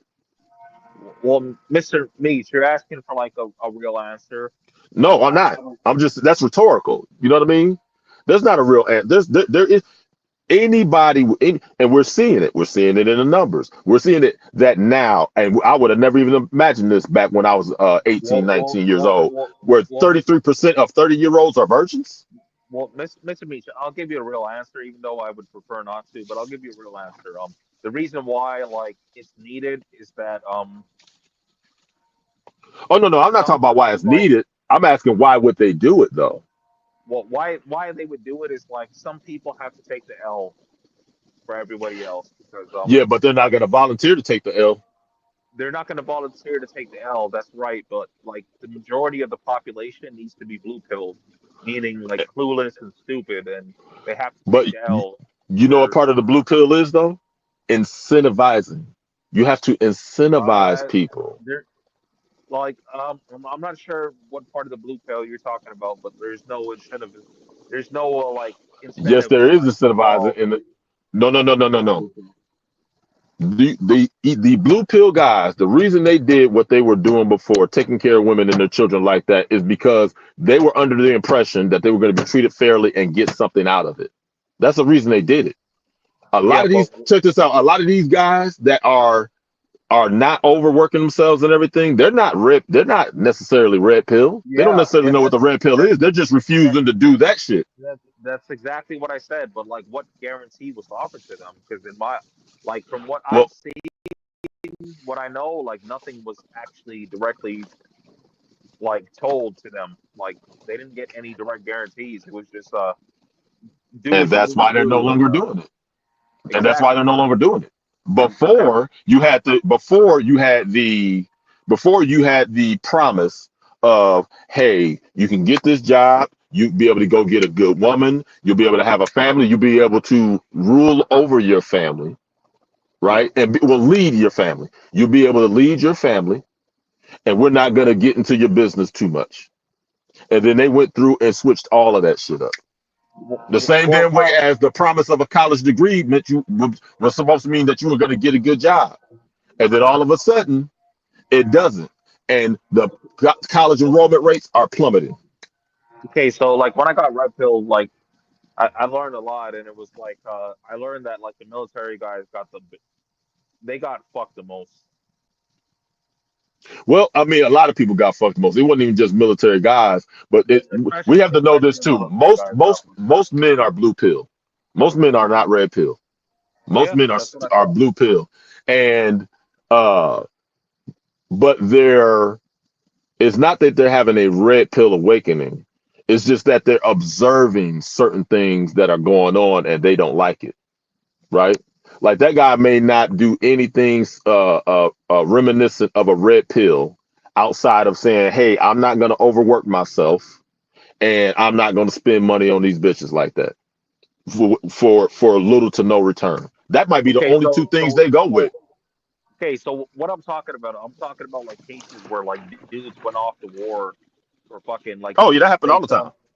well, I'm talking about like dudes that went off to do a tour or two and came back and like they found out their kid wasn't theirs and or I'm talking their about that. woman their That wife happens all the got time. pregnant. their wife got pregnant by some. That's why I said military dudes get it the worst, because like you went off to serve your country, and it's like, but your woman was trifling. Oh, dude, let me tell you something. They That's what actually I'm have worried about. systems. They actually have systems set up so that they can send in signals so that any men that go by would see that, oh, her husband is deployed. She stay on base. Oh, her husband is gone. Like putting a red light bulb out on the porch or putting a broomstick out on the porch upside down. That's how trifling they were. So basically, That's fucked up, anybody bro. that just walked, any guy that walk on past, shoot your shot. That's what she's saying. That happened all the damn time.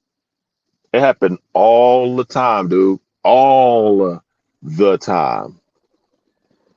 Because I've actually heard like real life cases about this stuff.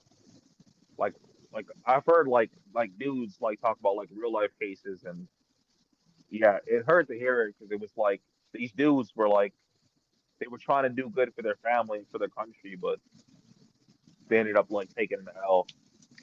Oh yeah, it happens all the time, dude. Females, they're selfish.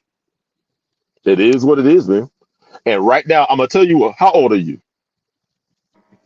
33. 33. Okay. So what you're seeing now is that once black women started getting a taste of power, even if it's power by proxy, their behavior started changing. And the unity that they used to claim before was being found out. Oh, you're not loyal to us the way you claim. Before it was all this loyalty. Now they're actually coming out and saying it. You got a little Well, bit of power. well, You want more power, and it was never about us. well, You Meech, I think the problem I think is like thinking they were loyal in the first place. They were never loyal. Yeah, but that's what was pushed onto us, is that they were loyal. Believe me, a lot of people thought they were loyal, Yeah, that's the problem. Is like they thought they were loyal, but they never were. but they never were. They're loyal to themselves, and they're gonna move with the environment. And social media and politicians made all this happen. And the thing is that I'm not sure if they think that automation is going to kick in before the moves they're making with these women, choosing women, putting the women above men. I'm not sure if they think automation is going to pop in soon and save that shit. But if you keep on doing that shit with these corporations, if you keep on doing this shit with your educational institutions, you're gonna make shit. It ain't gotta crumble all the way down, but you're gonna make it falter hard enough to where it fucks a whole lot of shit up. You are. You want men to provide, but you're giving women jobs over men just because they're women, and that makes them a minority, which is the goofiest shit in the fucking world. Why are you a minority? You outnumber us, but why are you a minority just because you're a woman? And now she's a double minority.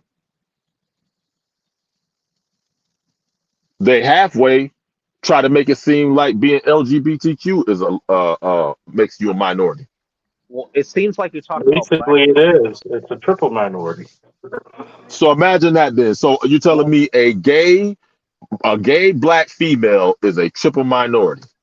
Mr. Meach, it seems like you're talking about black women, but this is women in general, man. No, That's I'm what talking. I know it's women I'm in trying to general, get. but I'm talking I'm trying about. to get brothers to understand this, man. It's women in general. It's not just black women. I mean, everybody knows that, but I'm talking about our women. We already know it's women in general. That's a Western thing. The problem is that when you look at the way if white women treat black men fucked up, nobody really expects any different. But these chicks are complaining about black men all the time. But you raise these men.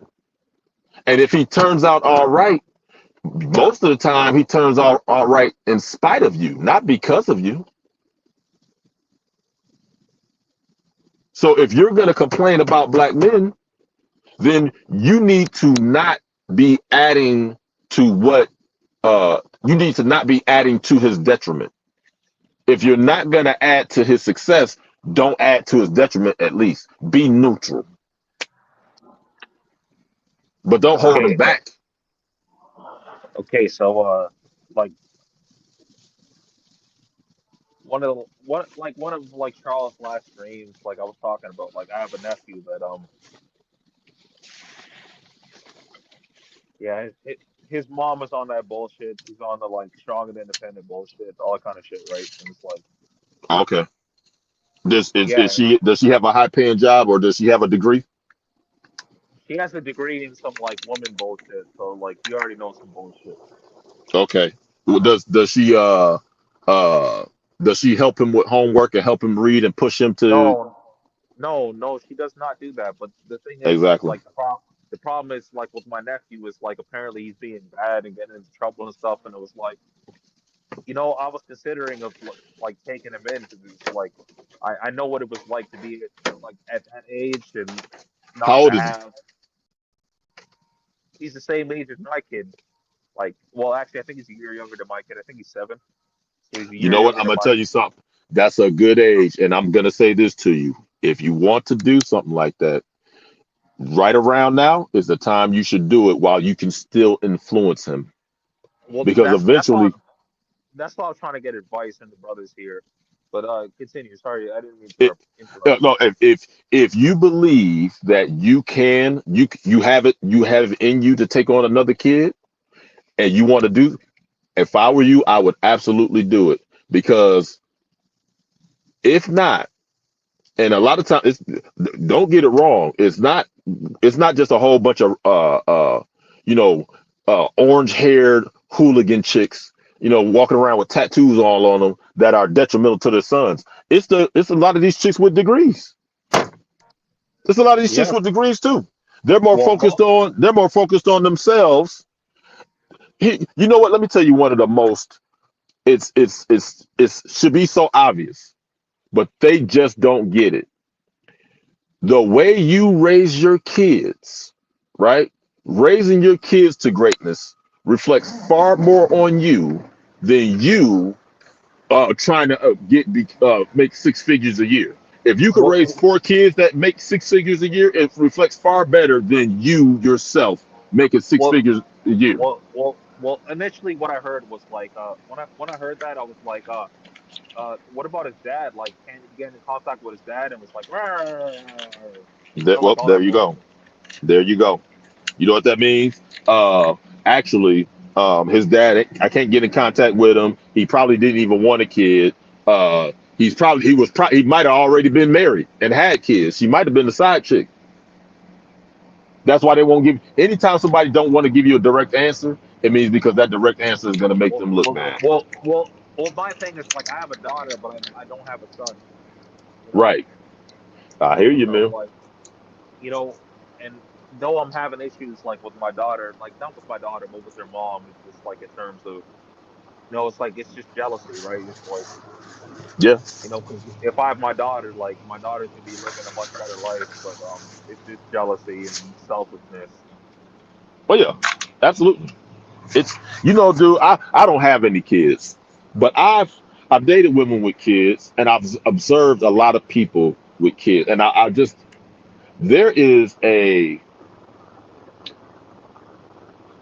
jealousy amongst a lot of these women, dude, to where they would sooner give that child up to foster services Well, than well, let well, than big, let them stay with the father. well, actually, Big Meats, that actually happened to me. So like, this is kind of why I feel bad for my nephew because that actually happened to me because like I did do the group home thing for like 2 years and some shit, and that was because Yeah. like my mom didn't want me to like be with my dad, right? Right. And it's fucked up, but that's the world we live in, man. I'm telling you, if you can afford your nephew, if you have the time, the energy, I would, and because one day he'll look back and he will thank you. Well, and like the reason why I'm saying this because before that, like I did end up getting suspended for like a month, right? And like I spent that month working with my brother-in-law who was married to my sister. So I spent the month with like them, and he brought me to work every day, and he had me working my ass off. And let me ask you something. Did the amount of trouble you got in decrease? Yeah, I was working my ass off. Of course, you would, Yeah, you because ain't funny. boys need shit like that. That's why we love the fucking. That's why we love to wrestle and shit like that. You know what I mean? And if we don't have, look, my father, I didn't have a father raising me. You know what I mean? In fact, my father died before I even got the chance to meet him. Right? But even if it was just wrestling with an uncle or a bigger cousin or something like that, we like to be rough and tumble, and we need somebody that understands that about us. We need somebody that understands stuff about us that we don't even understand about Well, ourselves yet because we're so young. me. Just why I give thanks in space. Like I always say this, I always give thanks in space because uh certain content creators said that you should probably have a conversation with your dad because like whatever you thought was going on Yes. is probably not the truth. I talked to my Yeah. dad and like he told me what's going on and like it was confirmed like by my mom and like my siblings. So I was like, damn, like I wish I would have known the truth earlier. Women, like when they say that sign language, shame. Now, Kevin added the I, shame, insults, guilt, and the need to be right. But BGS is the one that actually came up with it, and it was SG in that first. Shame, guilt, and the need to be right. One of the first things women have, they they don't want to. They have shame, right? They have shame. It's just but they don't want it. They don't want anybody to mention the things that would that would bring that shame out of them. And your mother it's just the way women are. That she's not going to tell you the things that make her look bad, right? Because and I'm not just look bad, but look like the bad guy. Especially if you Well, find out later on that your father was actually a good guy. yeah, like I found out like my dad was a good guy and like I had to apologize. I was like, I'm sorry for everything that I ever did. And you know what? Here's the thing. You were a kid. It's good you apologize, but you were a kid. You were put in that situation. That's the thing with children. They don't even ask to be here in the first place. And you give whatever parent is there, you typically give them the benefit of the doubt if they're ones feeding you and clothing you and everything like that. Right? But then the whole time they're lying or they're omitting information. And then you turn around and you're like, oh, it was nothing like that. But one of these days, and I try any women I talk to, I try to tell them this. Understand something. If you have a son, one of these days, there's a woman out there that is not related to y'all that will try to fuck him over, just like these stories you hear Well, on the internet. well, He just some nigga to her. That's your okay, so son, but that ain't her. That ain't hers. so I mean we're like hours in, so I guess I could share this. So I've had a son before, you know, Okay. but he died in my arms. I'm sorry to hear that, man. It is what it is, but yeah, that's what happened. So that's kind of why I Also, feel bad for my nephew. hey man, I'm telling you, like I said, take some time, put pencil to paper, right, and really, really put everything in perspective as to whether or not you can do it. Because, and the reason I would say put pencil to paper, give it 3 months, right? Put pencil to paper and really think about it. Because also, what you wouldn't want is that take him on and not really be able to handle it. Because if he gets in there, gets settled in, it's a good life. The last thing you want to do is have to send him back. Well, I That'll wouldn't crush him even more. I wouldn't take him on if I couldn't handle it. It's Okay, just well, good to go. my whole thing is just like it's like I'll take him on. It's just like you can keep all the government money you're gonna get from him.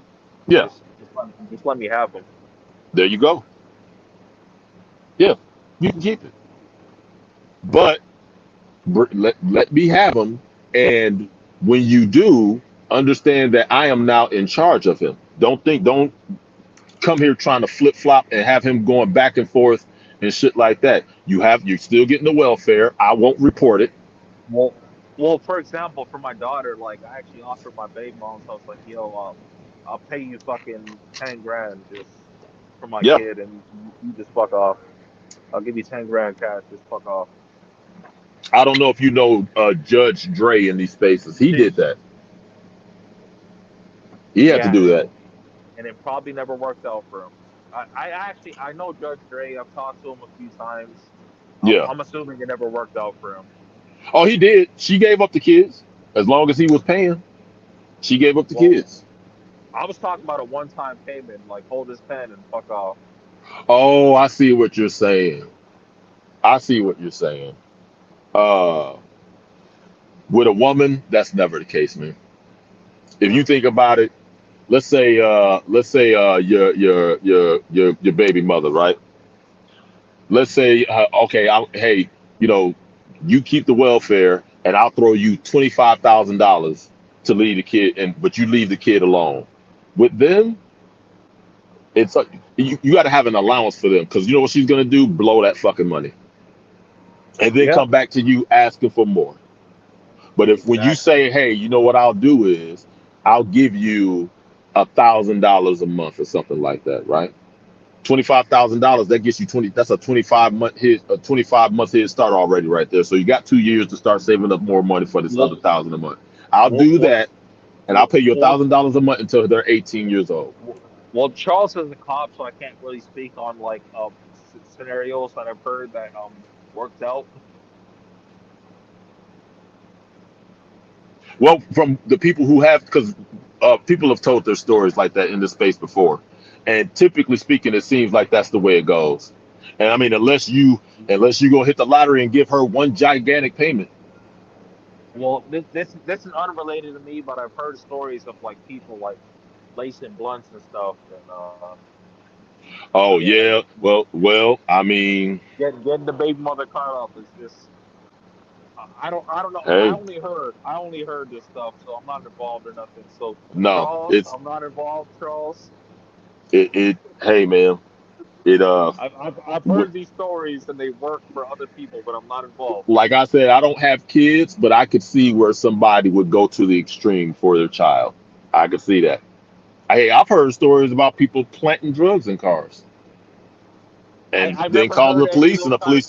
I, the police just happened to pull her over and find drugs in her car. I've Hey, never heard it. I've never heard any of those stories, so this is all I'm just speculation. this is just stuff I've heard. I don't even remember who I heard it from, but I heard it, you know. But it's Well, uh I'm gonna put all the blame on Ray Hama right now because Ray Hama's in the chat and Ray Hama like he was the one that like was talking all this shit. So I'm gonna blame it all on Ray Hama. okay. Well, I mean, that's just the way it go, man. I guess everybody else is gone, huh? Yeah, we had 6 people up here. Nobody's joining. Because they don't want to talk about the real shit, but it's okay though. You were rocking. Hey Ray, if you want to come up, that's the link. They're probably moving over to the Coliseum. That's all. Well, oh, Yeah. well, Oh, AL and Charles, y'all probably heard of it, but all the blame goes to Ray Hama. Because Ray No, Hama is the conspiracy. He's a you like a said conspiracy about theorist. you freedom. What? hey, Al, is he still there? AL's Yeah, here. I'm here. I'm He's here. still Hey, in Al, the chat. I got something to say to you. You ain't gonna like, because you didn't like when I said it before. Go I ahead. I live in Houston, sir. I now live in Well, Houston. well, Meech, I've been Meech, I've been I've been living here for over a year, and I've been visiting for the year before that. So I got 2 years worth of experience down here, sir. Meech, You Well, didn't. Oh, one moment. You didn't like yeah. when I said this before, but now I got the experience and I got the backup, sir. Well, well. Houston. Hold on, one moment. Okay. Houston is the Atlanta of Texas, sir. you What didn't I mean know. by that, when You I didn't said that know. before, you didn't like it. You said no, it ain't. I Well, was like, hey, well, look, let me tell you what I saw. The AL. I went into a Yeah. liquor store, right? Me and my girl. We went to the liquor store. It was a dude in there, bro. Black dude in there, right? This dude had weave in his hair. He had makeup, eyeliner, like lip gloss. He had a fingernail set on. I believe it was the cat claws. And I was just sitting here like, cause I don't really care. I don't get uncomfortable around gay people, but it's still funny though. You Well, know what well, I mean? well, Meech, Um, like real quick, if you want to get AL's attention, all you gotta say is "fuck Texas," and he'll pop up like fucking. oh, He'll I pop never up say like fuck Beetle. Texas. I like Texas. Like you just I've been say, living. just I came to just Texas in 2003, just sir. just just say "fuck Texas" and AL will pop up like Beetlejuice. Oh no. You want to get AL attention? Say black women are the superior beings. He'll pop up then. AL will pop up at your house. Goddamn it, in the front with his rig, honking the goddamn horn. It's okay. It's all right. I love y'all. Hey, we all love you too, AL. But no, bro. Let me tell you something, bro. And even my girl noticed it. Even my girl said something, right? She's like, there are a lot of queens out here. I'm like, yes, there are. Yo, And by the way, my cousin was born in Houston. He got dual citizenship. bro, I'm gonna tell y'all something, man. Houston is wild as fuck, dude. Do you know how many road rage murders I hear about them all the road rage murders, shootouts with the cops, car You, chases with the cops. you were in the Southwest, sir. You're in the Southwest. Dude, they wild in Houston, man. They are wild in Houston, sir. And to what you were saying earlier, you need to find out. I think they're over there, like around the Sharktown Mall area, because there's a lot of Korean shops and stuff around there. Stay away from that area if you don't want to see that atmosphere, folks. But everywhere else in Houston, you're all right. What it is you got a section in Dallas that niggas stay away from, a section in Houston, and a section in Austin. You got to stay away from these areas because it's just sickening. Now, they're scattered themselves amongst the city, but they all got one spot where they just all want to go and click up at.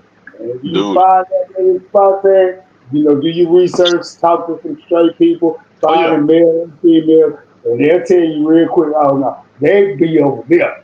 Stay away from over there. My girl's brother, he knows all that shit. He knows what places he knows the low on that shit, dude. But no, I don't hang around certain spots. Bissonnette, I didn't even know Bissonnette was the whole stroke.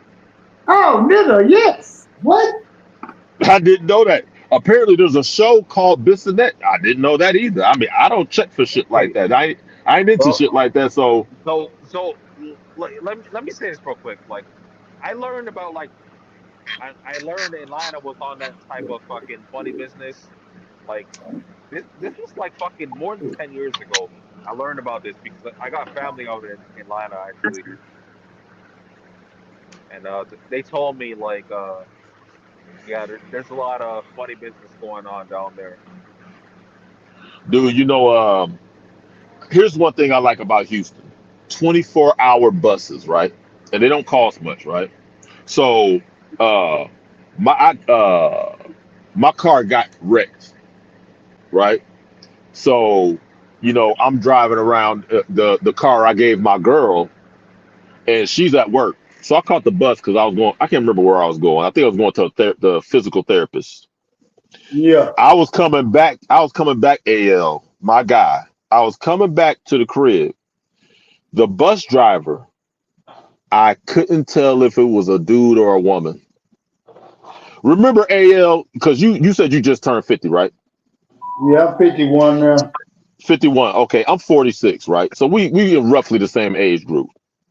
Yeah. Remember when people cake it? It used to be the dude, men would cake all that makeup on their face to try to make themselves look more feminine. Well, the women are doing it now. And I want to say to you now that I think it was a woman. I'm just not sure. I mean, you know what it was like? It was like a troll doll. Did you look at the Adams app? Did you check the wrist? Did you I couldn't. Oh, I wasn't trying to. No, this was the bus driver. I wasn't trying to holler at her or nothing like that. I just got on and got. You know, you don't.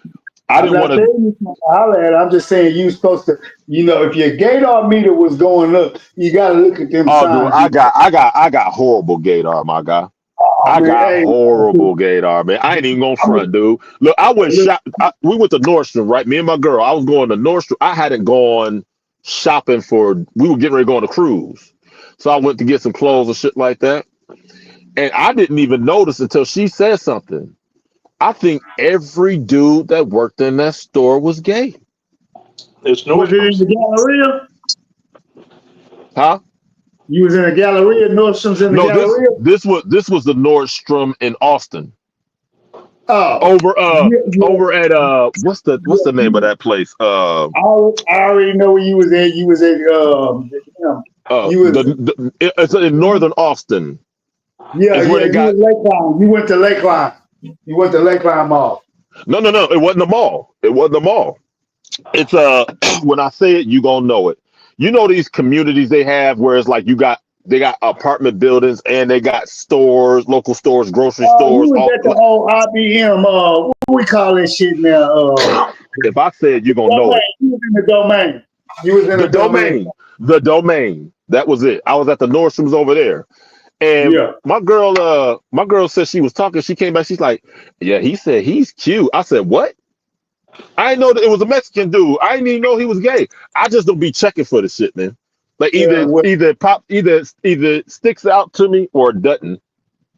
Right? the thing is, that used to be the old IBM complex center and like campuses and hub right there. But Oh yeah.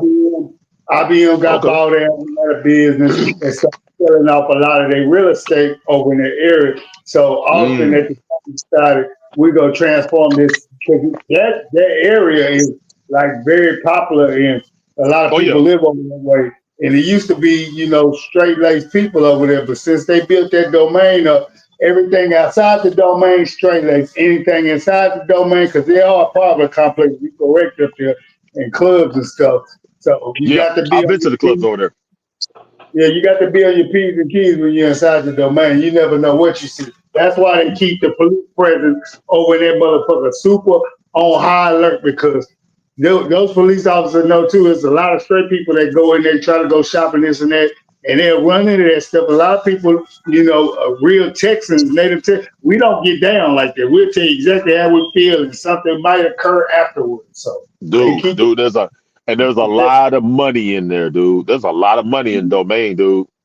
Oh yeah, It's they got I can only imagine what those apartments cost over there. They probably start at 2,000 yeah, for a one yeah. bed, one bath.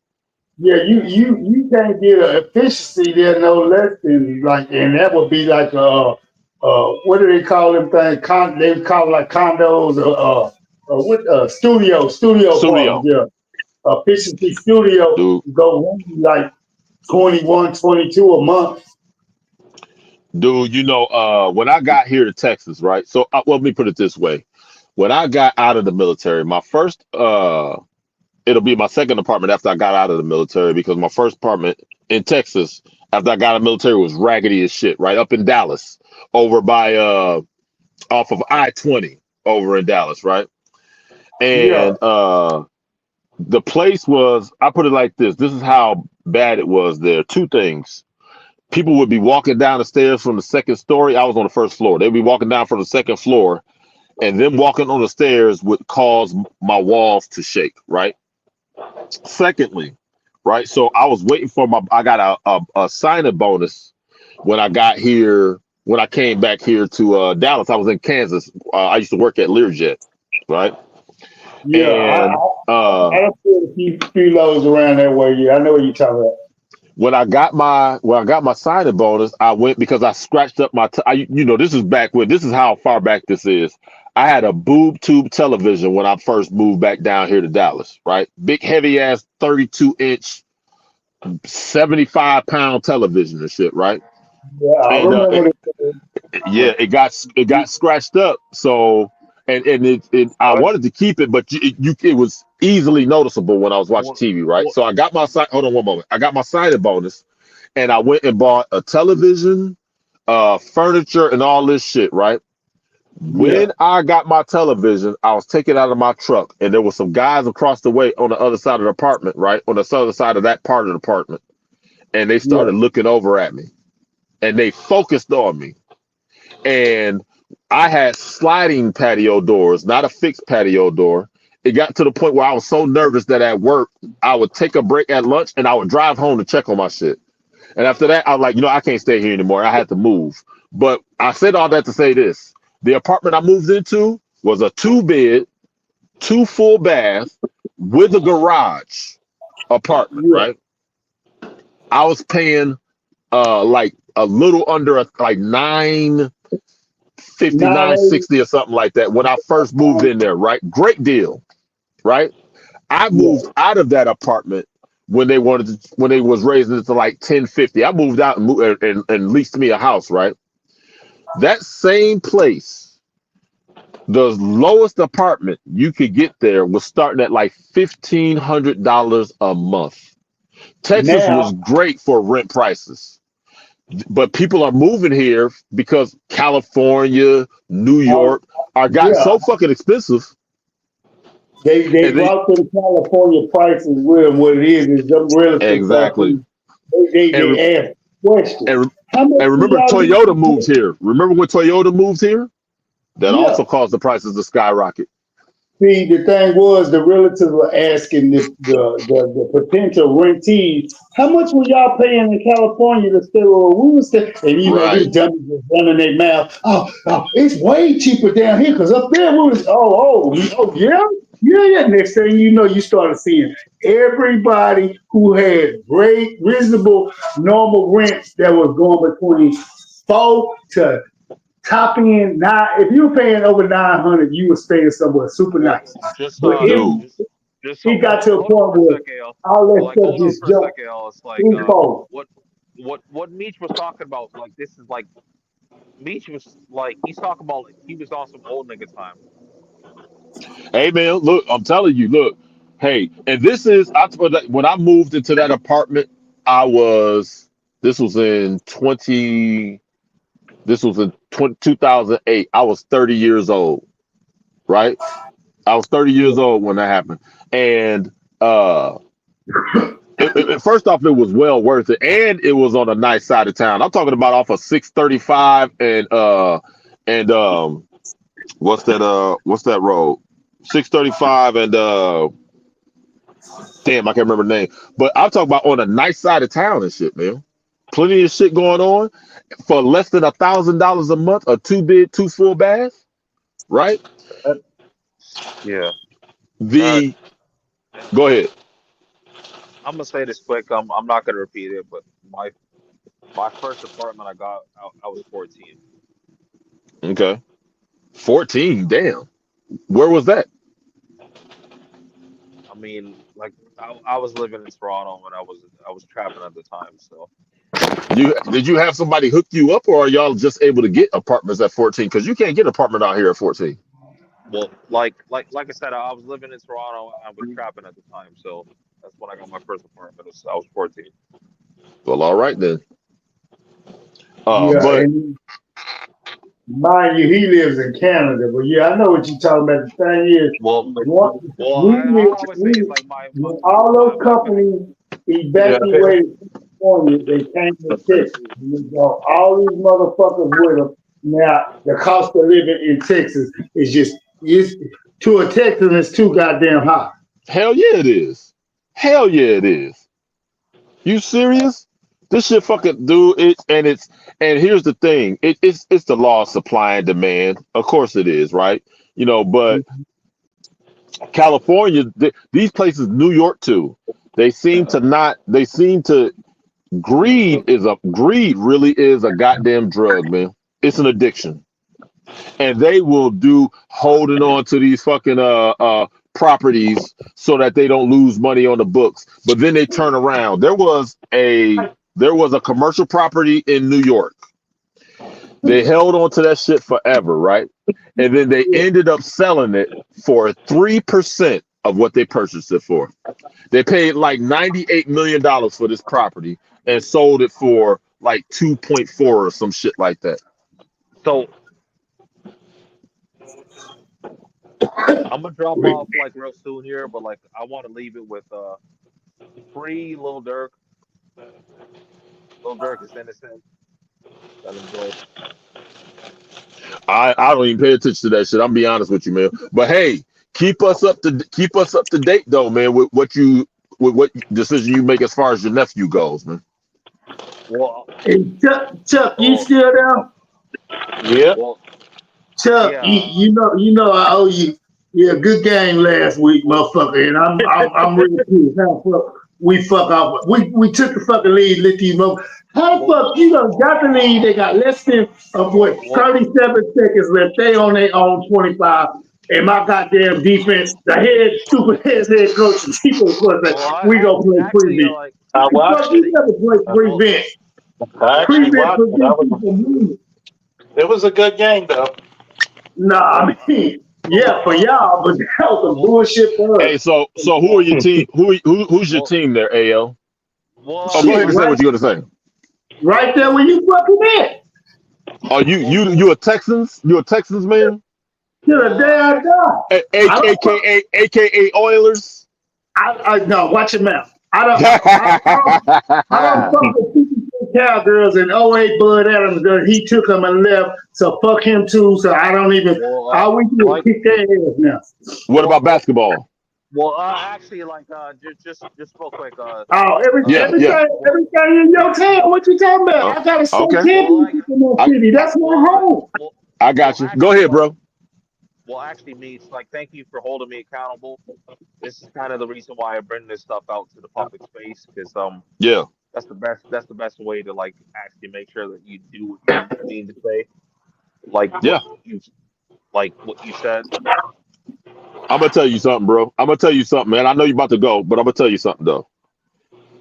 In the spaces, even when things get heated, one thing I can tell you for certain is that everybody here does want better for each other, even when things get heated, and that's gonna happen. I mean, shit, we argue with family members. It don't mean we don't love them, right? You know what I mean? So, Meech, Charles, what did we used to say in the Coliseum when shit was getting hot? Iron sharpens iron. Get the fuck over it. We're about logic, rationale, it is what it is. We are about logic, rationale, reason, and thought over here in the Black Manosphere. So if you coming over here with your feelings in hand, you gonna get sent back in tears. But we all had to learn though, AL. You know what I mean? People got to learn. You know what I mean? Well, AL, like the way I was raised, like for iron sharpening iron, was the older niggas just beat the fuck out of you, and like eventually you learn how to fucking win against them. It is what it is, man. That's the way I was raised, and it was like they were like, "We're training you like not to tell." Yeah. Yeah. Okay. That's the way I was raised. It was like the older niggas beat the fuck out of you, and like you learn how to win eventually. Hey, man. Well, hey, but for real though, keep us up to date, man. Because we love knowing that a younger black male got a black male that's trying to look out for him. Yeah, that's all right, folks. We're about to transition over to the Coliseum. All right, well, let's go ahead and do that. Is it A, B, or art tonight? Hey, Chuck, put that link in the chat right quick so I can slide over with you. And I ain't got the, everybody should know AB's channel, man. Like, oh yeah, all you got to look. Go to YouTube and go to your notifications. Go to the alarm bell at the top. Yeah, we're gonna have to put like a descriptive mode for the old niggas because AL doesn't know. Hey, bro, I'm up there right around his age, man. Hey, we don't move as fast anymore, man. When we get older, I know you said you're 35. I'm 33. Like you 33. I want to tell you something.